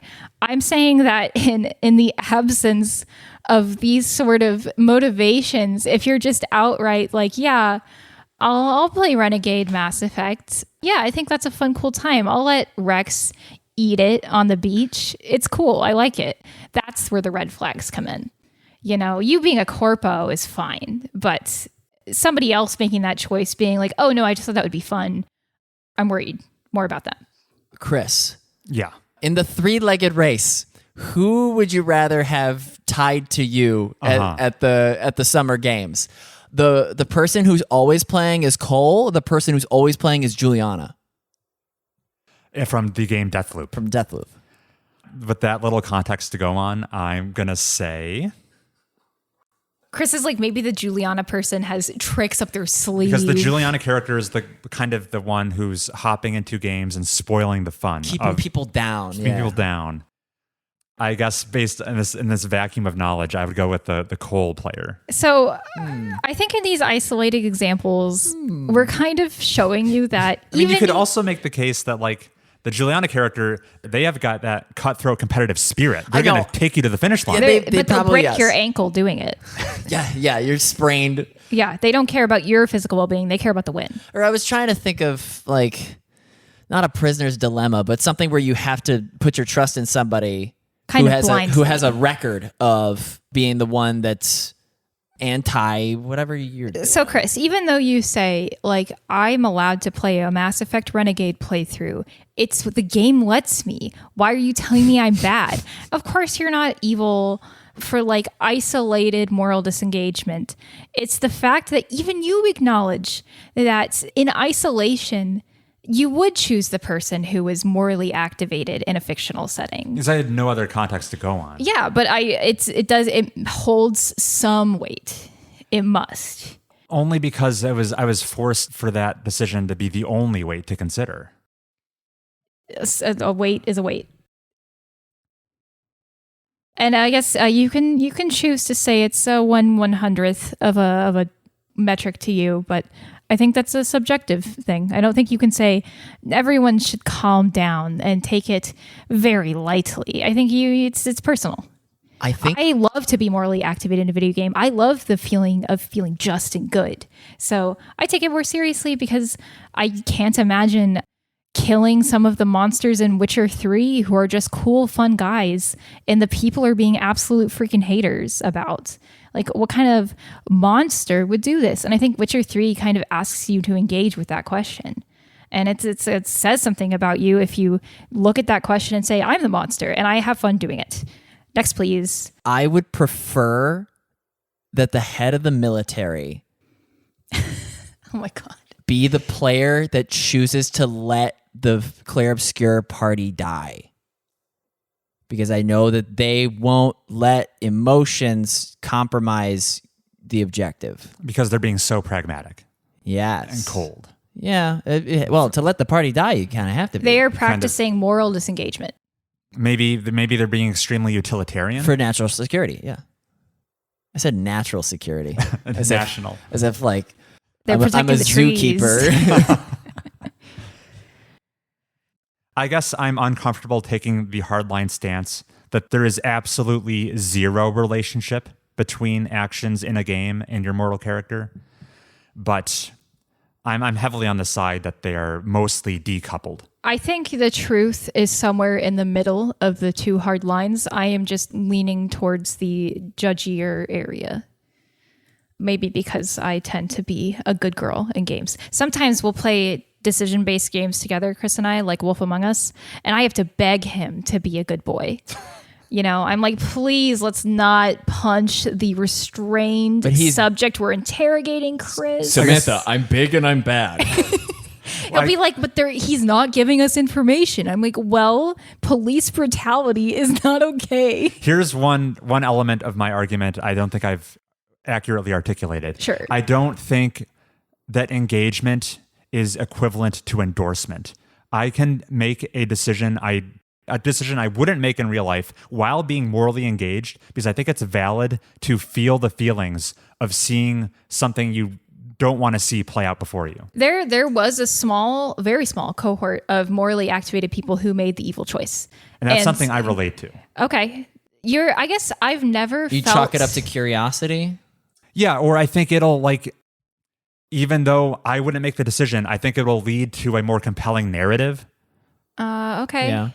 I mean, I won't rob someone in real life, but that's kind of boring. Just nothing happens. In the game, I feel bad about it, but it's going to lead to this character arc I want to see play out. I guess I've never felt the urge. I feel like the more compelling arcs are always when you're making the hard but right choice. I think where it can be boring sometimes. I'm sacrificing for the greater good. I guess that's. I don't know if I've ever played a game where I felt bored by that. This idea of experiencing morally evil things to sort of satisfy me in some way. That's foreign to me. I feel He's circling back to my mistreatment of the animals in Red Dead with the dynamite. Yeah, it was out of boredom a lot. I mean, it's just like, I don't know, guys. I don't get bored by being cool and good. I think that's fun. I enjoy it. Good for you. And if I'm bored with the game, I will simply stop playing. Quick, just rack your brain for the exception. What did she do? Even when there was like a love triangle in Tamagotchi, she hooked up those. She didn't let the love lost people remain single. Listen, Right. Heath. She went into their brain and tinkered with it to change their sexuality. I have picked Renegade. I did actually. I have picked a Renegade Mass Effect action before. And I felt I was so morally activated when I did that. More so than any other time in the game. But yeah, I don't know. It's just... in that case, you were like, this is justified, though. Yes, I was. It was Jacob's dad, and I wanted to shoot him. Oh, yeah. And Jacob wouldn't let me. He was like, no, I'll do it. And I was like, okay, pussy. But I don't know. It just... The idea of the morally corrupt choice being more interesting, and it doesn't appeal to me, I guess. I disagree. To quote Ursula Le Guin, people have the idea that like happiness is insipid and only evil is interesting. I agree with it. She's saying that's not right. Evil's not interesting. It's boring. There's also the element of, I mean, we're not universal moral arbiters. We could take what is the morally bad decision, and by some metrics, maybe it's fine. And I would say the games where it's very gray area, like some decisions in The Witcher, I think those are fun. I think those are tasty. I don't think those are really indicative of someone's moral character because it's like it was such a gray decision. It's not really an indicator one way or the other. This Fallout 3 setting off the nuke, that's not really very gray, is it, Chris? The BioShock, hey, do you want to save these little sisters or harvest them for resources? Exactly. Jesus Christ. It's like it's about as black and white as you can get. Burn, baby, burn is an expression. Yeah. How many siblings do you have? 2. Older, younger? They are both younger. Younger, yeah. Okay, so mom made a rule that you're only allowed to play like 50% of the battery of the Game Boy, and your other sibling gets to play the other 50%. Okay. And so you're midway through the best game ever, and you've reached the 50% mark, but you're like an hour away from the ending, and the other sibling is too dumb to understand the difference in the battery icon being half full versus like a third full.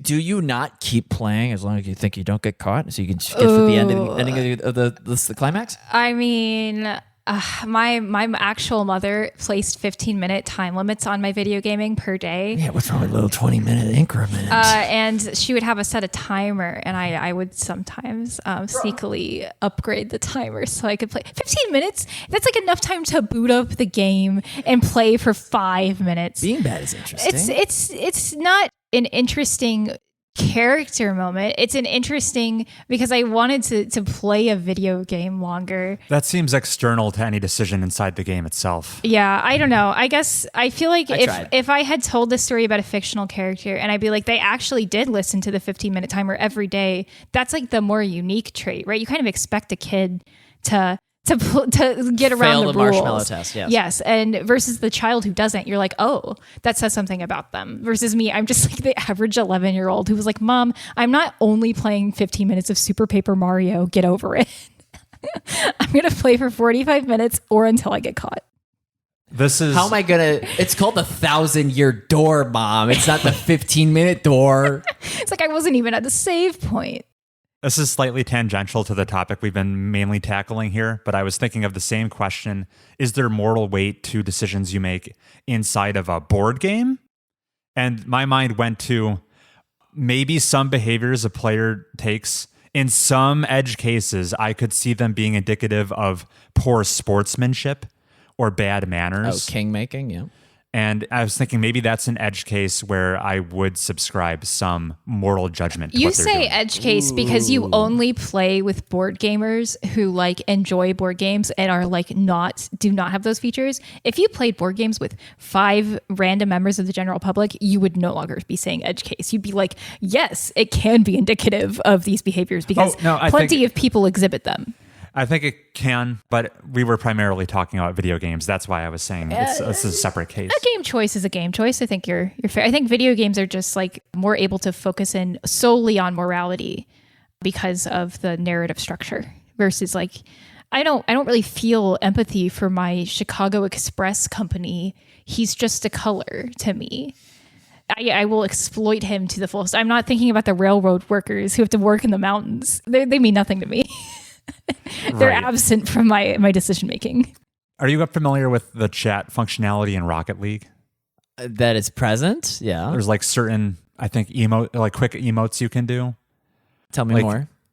Yeah, good game. Yeah, you whatever. could very dismissively use them to like berate your opponent. Oh, like there's a fez type Oh. of hat looking thing, and that's code After- for your trash. After someone absolutely botches a play, the chat gets spammed with great shot, great shot, great shot. And maybe there's something to that. Like technically it's an action in a game, maybe. I didn't even want to tackle multiplayer But- games because then it does hold moral weight. You're talking to a real human person. Now it's how you're maybe we've escaped the realm of fiction and now Yeah. we're just talking about how we treat other You're humans. like, hey, if I use a slur in a Call of Duty lobby, am I a bad person? I'm like, of course you are. What the heck are you doing? Modern Warfare 4 comes out this fall. Charge up your slurs. I'm like, yeah, Chris, I do think that means you're a worse person. I mean, saying great shot after someone makes a bad shot, obviously not as bad, but it's you're not being nice. Yeah, now we're just fully in the realm of how we treat fellow humans, I think. Yeah, so and that's, maybe we've jumped the shark. The question, yeah. Which is why video games are a proxy, because it's so close. Yeah. I think we should draft. Okay, good conversation topic. There was more juice to be squeezed out of that than I initially thought. I'm so juicy. Okay. When we last left drafting. Yes, listeners, cast your minds back to January of this year, episode 135 of the show, where Heath, Samantha, and we all did our initial draft of our fantasy publisher competition. Just to cast people's minds back, what is this competition? The 3 of us picked games releasing this year. Our aim was to choose the most critically acclaimed games, according to OpenCritic, where we get positive points for every game we drafted that scores above a 70. Negative points if they are below 70.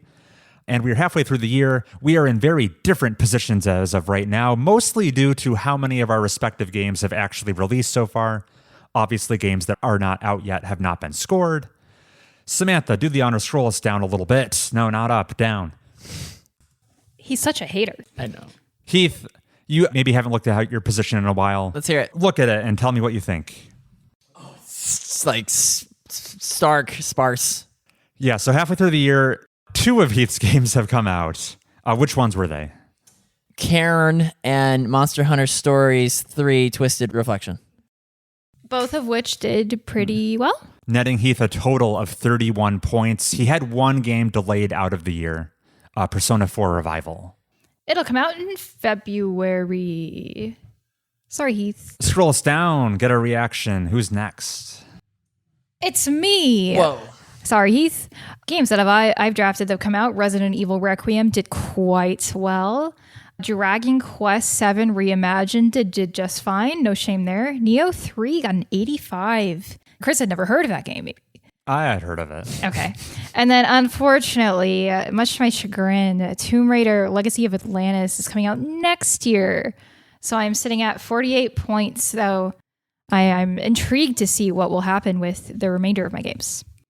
And then there's a bit of a score discrepancy for me. Oh, whatever, Chris. I'm sitting at 99 points, mostly because most of my catalog has released compared to Samantha and Heath. 6 of my games released. Okay. The biggest winner looks like Mina the Hollower. Yeah.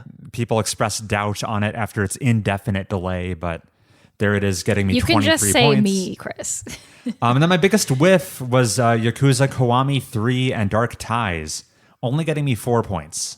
Bit of a miss there. It was your last pick, Chris. It was my last pick. If you work at, if you're working on GTA 6 right now, oh my God. If you're working on GTA 6 right now, please delay it till January 1st. That would be great for Pull me. a Toy Story 2 and just delete the copy at the office and pray someone has a copy at home. Yeah. Do something for me. And so that catches everyone up on where we're at in the competition. What we're doing today is we're all going to acquire 4 more games to change our potential fates of how this all shakes out. Instead of a draft at this midpoint of the year, we do an auction.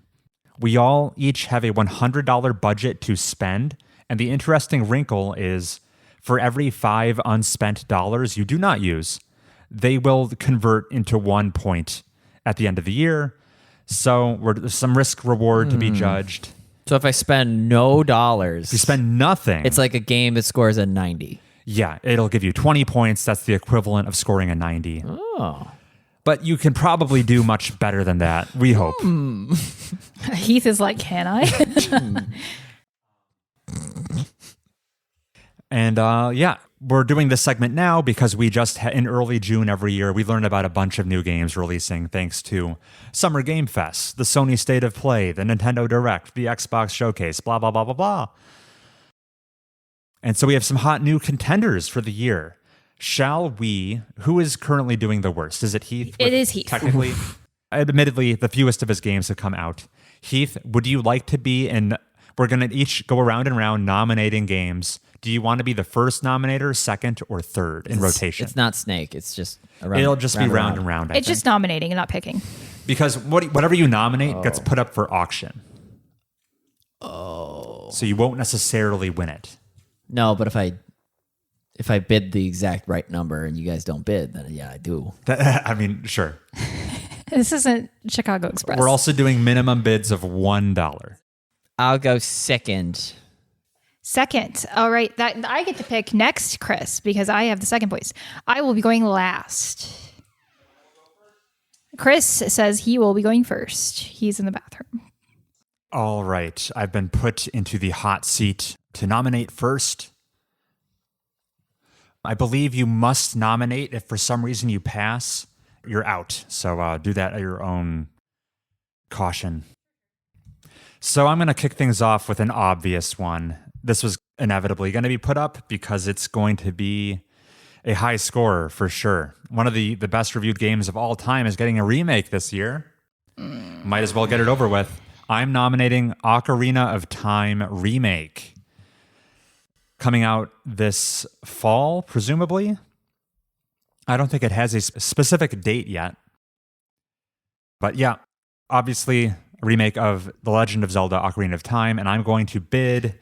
we'll kick things off with $15 on it. We go this way.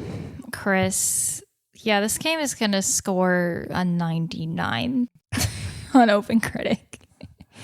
I mean, probably not that high, but, You don't need this on your roster. but how much are you willing to pay for it? $20 to Heath. 22.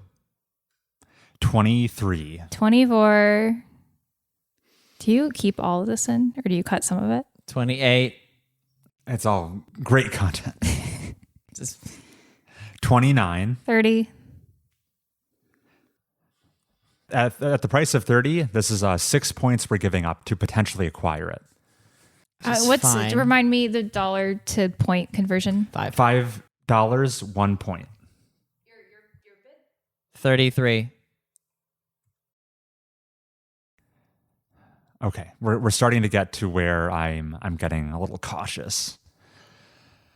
Ooh, 34. 35. Heath, you've got the 3 games. Let me have it. I'll make sure Chris doesn't take it. 36. Fuck you. 37. 38. 39. Love to see what is on Chris's phone right now. It's just It's a still image of his favorite anime waifu, and he's just mentally asking her, "What should I do?" what should I do? I think this is where I back out. I got him. I got him. No, You two are still duking. I intimidated him. Heath said 39 most recently. Heath, we need to beat Chris. His ego is in the moon. I think Heath stands a better chance at it than me, even with his 2 dead games. Oh yeah, you can have it for 39, Heath. Sold. Heath acquires Ocarina of Time remake for $39 Chris, of his $100 budget. with you still in the game, I bid again. I see. You would deny me, you would not deny Heath. Yeah. I know what to fight you on. I'm here to nominate a game. Yes. Is Star Fox available because it comes out Wednesday? Is it allowing you to place a bid on it? Oh, he's gonna make me do it. It comes out June 25th. Yeah, And which today is is the 21st. Wednesday. Oh, it's Thursday. I mean, I put it on my potentials, but I didn't check the rules. It'll come down to whether the website will let you add it or not. To the website. So available. It's available. Okay, cool. Star Fox.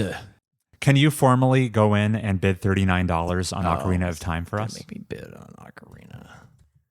Star Fox, developed in Troy, New York. Apparently. Where we have cool people living. So also kind of a remake, I think, of a earlier Star Fox game for the Switch 2. The best Star Fox game. Coming out imminently, so no chance of that slipping. $14. Okay, Chris. Pass. I also passed. Shit! I'm sorry, buddy. Heath acquires Star Fox. I think it's just called Star Fox. I should have bid $4. They've not been doing For great $14. things lately. Maybe they'll turn it around. I mean, and maybe Janice whipped him into shape. Go ahead and formalize I'm that formalizing bid. it. And then Samantha, it's over to you for a nomination. Now begins my reign of terror. Warning, the game will release before bids are processed. Heath is saved. Heath is saved by the grace. Is that legal? Yeah? Sure. Yeah, place the bid. I'm sorry, Heath. Should have bid 1 for it. Chris, this is where I'm trying to click place bid. But it won't let you. I can't reveal my game until Heath is concluded his nonsense. I can't click it. All right, so it is too late. So you're saved. You don't have to acquire Good it. job, Heath. Next time, bid 1 and then see what Chris does. I should have done that. Don't So it's back to you, Heath. The true choice. Heath's reverted. He does not get Star Fox. He was just kidding. I'm going to spend $15 on... Chris, what was your estimated Star Fox Open Critics score? I didn't estimate I it. get 80, I just 82? I guessed 80. I knew I didn't want to acquire it. Yeah, I agree. They've not been doing great stuff. The original got good reviews though. Okay. So it's not without any basis.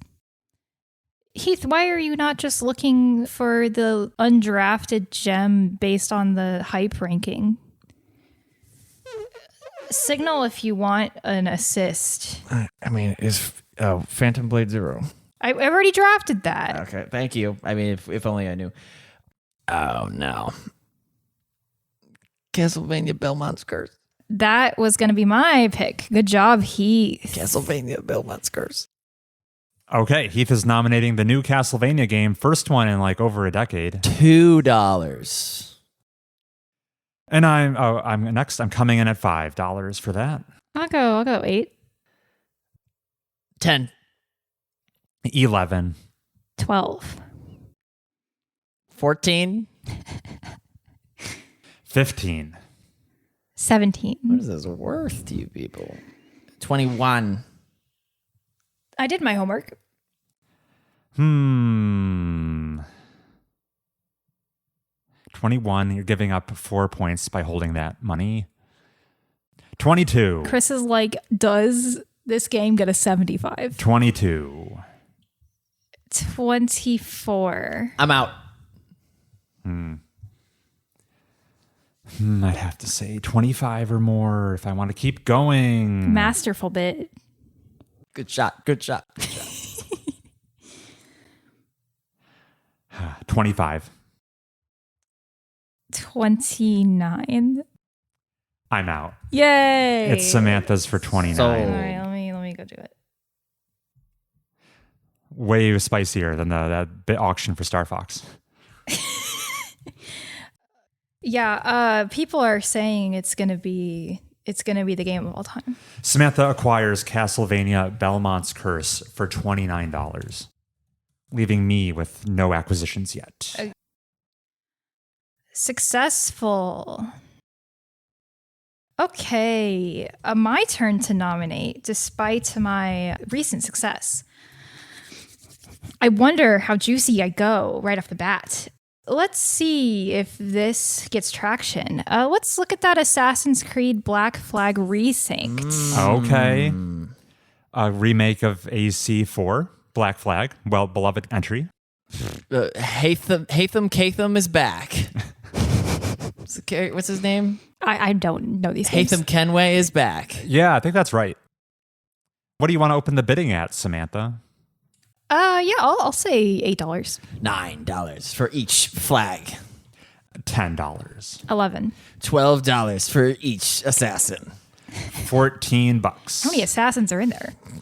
Too many. 16. 21. That's where I drop. I'm out. I wonder if Chris is a fool for dropping.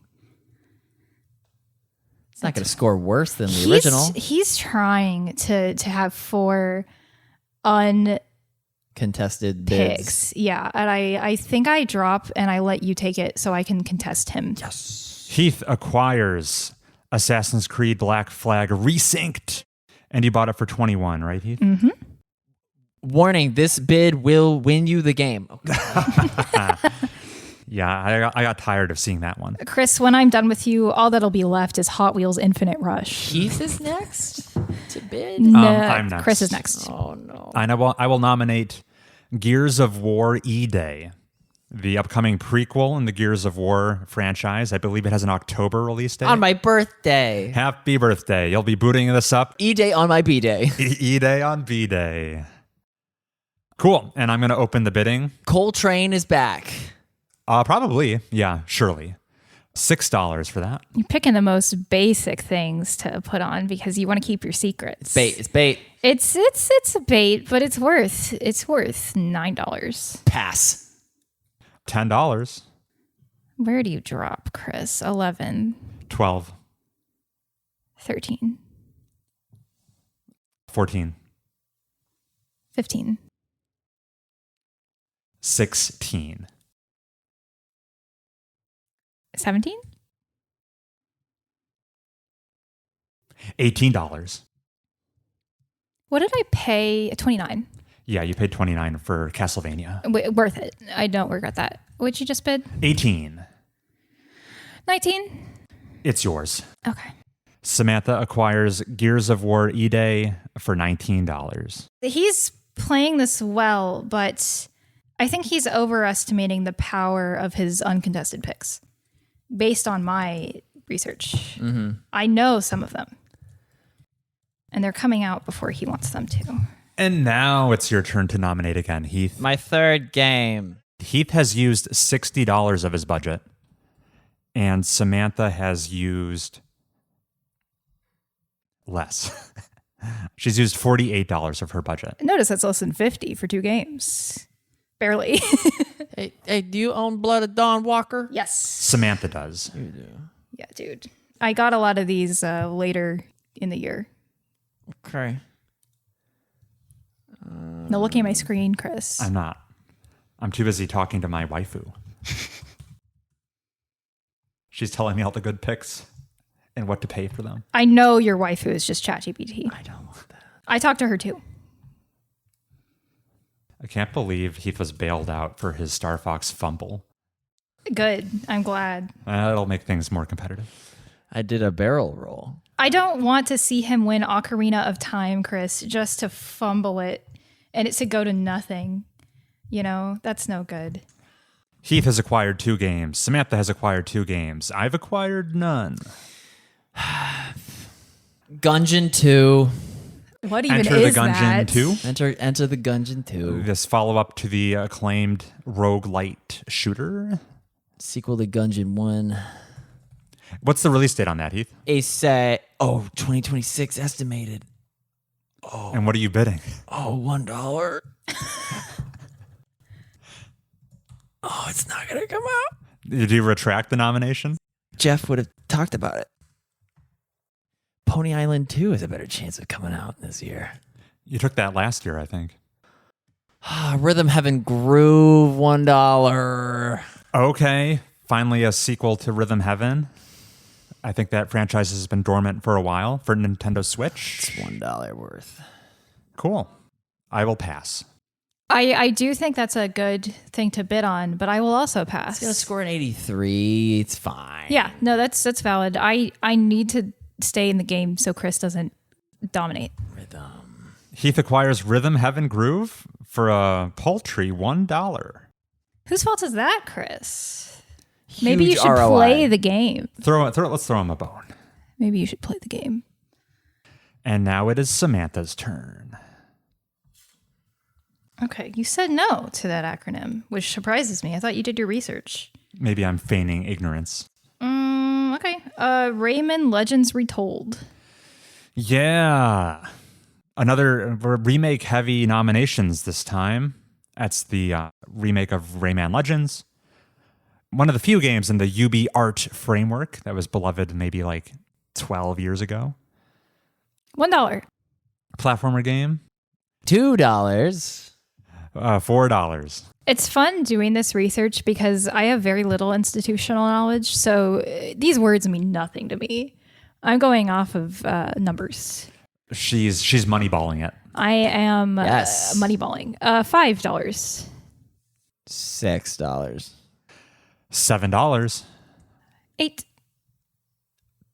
Pass. 9. $10. 11. $12. Hold on, gotta talk to my girlfriend. If you're on ChatGPT right now, I swear to God, you are disqualified I'm not. from the game. I'm just seeing how many potential fallbacks. I see him typing, Heath. Clack, clack, clack, clack. What were you at, Samantha? 12. 13. That fallback list is looking smaller by the second. I still have nominations to make, Chris. Look at it. You said 13? Yeah. You can have it. All right. I acquire Rayman Legends Retold for $13. I can't bid for you, Chris. So do that on your own time. Yeah, I will. That's a quite promising game, I think. Thanks. That was my nomination. So it's back to you, Chris. Yeah, it is back to me. Peek into your pocket of secrets for us. Chris, you were meant to do your research before the podcast. Yeah, I've got it. I'm making the decision on what to put Be up. nice. I took just as long. Yeah, we expect it from you. Be nice. She immediately goes for the jugular. He pre-researched, so We call it pre-search. pre-searched. I will nominate Orbitals for $1. This game is a Nintendo Switch 2 exclusive with a retro anime style, puzzles, and full voice acting. I think it is a mandatory co-op game. Orbitals is kind of a blind spot to me. I feel like it was impossible to guess what the number was going to be. Yeah, I'm It's not an familiar with the unknown. team. It's taking some inspiration from Haze-like games, obviously, with its co-op. But the team, as far as I could tell, was nothing so far. That could be true. But a striking art style for sure, very retro anime. Orbitals, $1. Pass. Heath. Pass. No. What? You got to fight him on it. I need you to do it. He'll let me have it for 2, but he might bid you up on it. I need my money for my money. What for what? How many Heath? games does he have? 2? 3? Now, this will be One. my second. We need money. Dude, don't let him have it for $1. What if it gets an 89? I like how she's begging you to do something she was not prepared to do herself. Heath, it's too late for you to be in the trenches with Chris. The quiet part has now been said out loud. No, okay. Heath has already bought high value games, but his roster is nearly full. So if Chris doesn't want to get 2 or 3 uncontested games, I need to not buy games for a bit. And it sounds like I am a No, hold on. Also, I'm- Orbitals, who freaking knows, dude? I'm doing more research. Stop. $2. Thank you. And he's like, you can have it. Yeah, we'll see if it was bait. Because I'm not thrilled by these screenshots. Yeah, you're not an anime guy. Pretend for a minute you like anime. This is my voice one day on anime. $2. $3 for Orbitals. It's a co-op puzzle adventure game. Actually, wait. Okay, actually, it's gonna score like an 83. And I have $40 left. So I'll just bid 9 and chill. I'll pass. Oh, okay. Am I done? It's Heath's for $9. Orbitals, And that's my whole and tamale? that'll be your 4th game. Well, Chris, that was your nomination, right? Right. And So- so Heath doesn't nominate anymore. My question, Chris, that you're not going to answer is people seem hot on Onimusha, Way of the Sword, but I can't begin to understand why. I see. It's like they didn't look at open critic scores. Or it's like they're thinking of something other than the numbers. Can you explain it to me like I'm 5? Sure, I can do that. Thanks. I think the hype for Onimusha, Way of the Sword, I mean, there's probably some like old-timey fans who are excited for it to come back. It's been a long time. But I think for its scoring potential, they're mostly looking at all recent releases from this game studio Capcom and saying, oh, they only release bangers. I'll let you nominate it. Okay, well, it is your nomination. Well, we'll see. Chris, I've bought 2 games and you've bought 1 game. That's right. And that's how it is. Yeah, I'll do it. I'll nominate Star Wars Zero Company for $1. Take it. Really? I think you're a fool to say you didn't look at the numbers. I'm not moneyballing it's it. XCOM, but with droids and clones. Who's the developer? I don't remember. I didn't write that Oh, down. is it for access? That would be crazy. I looked it up, but I don't remember. I think it's like a new studio, but it has XCOM DNA. Bit Reactor. All right, it's yours for $1. Chris, I'm not alone in getting hyped for this. You're a fool. Okay. This is going to be Silent Hill F all over again. You underestimate my power. Thank you. Okay, Chris, your chop turn. my legs off. Are you now you nominate the Way of the Sword? Maybe. I don't know. Sure. Onimusha, Way of the Sword, $4. This is a trap, Heath. Yeah, He's like, don't do it. I'm cooked. There's the way he played this is so brutal. Next year, Heath, we're gonna pick a way to do this mid-year draft that's not an auction because we both know what happens. Yeah, Chris, it's yours for $4. Okay, I got Onimusha, Way of the Sword. I don't believe $4. everyone on the internet. I think they're all wrong. I think this game's gonna score a 75.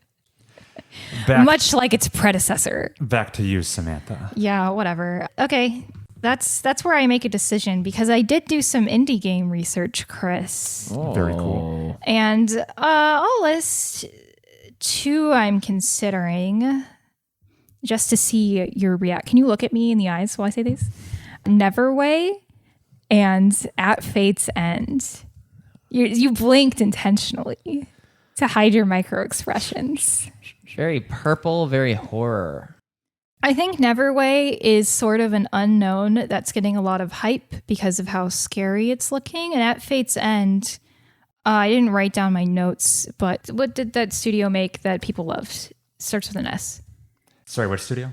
Spiritfarer. Thank you. Oh, Spiritfarer. I admit you've caught me in a bit of a blind spot here. What? I picked a game you don't know about? Yeah. Guys, I won. I'll say At Fate's End. Good luck. At How many dollars? 1. And It's gonna be whatever game you acquired, Chris. okay, I've seen this At Fate's End in a showcase. Yeah, that's probably true. All right, cool. It's yours for $1. He's such a coward. Yeah, okay, Chris. Show me your wares. Okay, that means I'm the only one left in the game. I have 2 vacancies to fill. I sleep. I will pick up 2 more games for $1 each. And they will be, first up, Trails in the Sky second chapter. Trails fans go hard, man. The art for this is horrid. It's a remake of, I think, the second Trails game. If you're familiar with Trails in the Sky first chapter, which came out last year, it was in the 90s. I'll take that for $1. No one talked about it in a game showcase. It's nobody knows it's coming out. Estelle Bright is back. The only series with a longer running ongoing plot than Yakuza is the Trails series. Oh, well, I mean, Yakuza doesn't score well, though. No, but apparently these Trails remakes do. That's where these franchises differ. And then for my final pick, I'm going to grab Order of the Sinking Star for $1. Oh. Neither of these were on my list. This is the next game from Jonathan Blow. I wouldn't have drafted it for my life. So his first game since The Witness. Should have got That's not technically true. Oh, because he did Braid Remastered? Yeah. Sure, but first new game. This is that block pushing shit. Yeah, Sokoban. Oh, I'm doomed. Oh, no. You're not doomed, Heath. I would have bid, or no, if I had a 5th slot, I would have tried to get Steins Gate. Oh, okay. Because there's a new Steins Gate I've game? heard of that franchise. It's a fantastic anime. I don't know about the games. And games. I think the games are well liked. Chris, have you heard of a game called Rock Beasts? No. Rock Beasts. Yeah, it looks excellent, but it might not come out this year. What was your, the things you were most excited to keep from you on your spreadsheet? Samantha? I mean, I wasn't sure. I thought you would think I wouldn't know about the Castlevania Holy game. crap. Oh, okay. And the Black Flag Remastered. I thought okay. those would be Are secret. you reading the blurb for Rock Beasts? Dude, yeah, it's sick. Such Chris bait. Rock Beast. Rock Beasts is a story-driven role-playing management game that puts you in the shoes of a manager of an up-and-coming rock band. Your job is to take them to the top. A dark comedy story crafted by the writer of Witcher 3, Cyberpunk 2077, and The Blood of the Dawn Walker. Chris bait. I would have drafted it instead of At Fate's End, except that it's pretty dubious about coming out this year. 50-50. Release date. So I'll draft it next year. It says 2026, but vague. It does. I can run us through the summary of what just happened here. Please do. Can I have your phone? I was going to read off of it. Whatever. Sammy Holdings, Samantha's company, acquired Castlevania Belmont's Curse, Crushing it. Gears of War E-Day, Star Wars Zero Company, and At Fate's End. Heath acquired Ocarina of Time Remake, Yeah. Very good. AC Black Flag Resynced, Okay. It's going to do well. Rhythm Heaven Groove, Meh. and Orbitals. Who? And what am I called? CE Project Red. I grabbed Rayman Legends Retold, Onimusha Way of the Sword, Trails in the Sky second chapter, and Order of the Sinking Star. And that's how things are going to shake out. Next to orbitals for my estimated score, I just have a question mark. That could be anything. I'm so worried. I don't know. I think it does. It doesn't. It's not nothing. How much money did I have left over, Chris? I had exactly $50 left. Ooh, that's an 80-point game. Yes. Right. A game that scores an 80 would give you 10 points. Yeah. So it's like I drafted a 5th game. So let's get out of here, or let's wind down this podcast. If you've been enjoying Mobius Tubes lately, maybe consider just hopping on to whatever podcast platform you listen to and leave us a nice little review. We would really appreciate that. But if you want to be on the show or write in, correspond with us, you can do so at what email, Heath? MobiusTubesPodcast@gmail.com. Tell us the most heinous thing you did in your high school career and which game led you to do it. Yeah, we're dying to know. Did you kick the baby Yoshi off of the mushroom platform and as a result put gum in that girl's hair? Please write in to MobiusTubesPodcast@gmail.com. And that'll do it for this episode. Good night, everybody. Bye. This is Chris from the editing booth, cutting in one more time, just to remind you to check out the Mobius Tubes Discord server.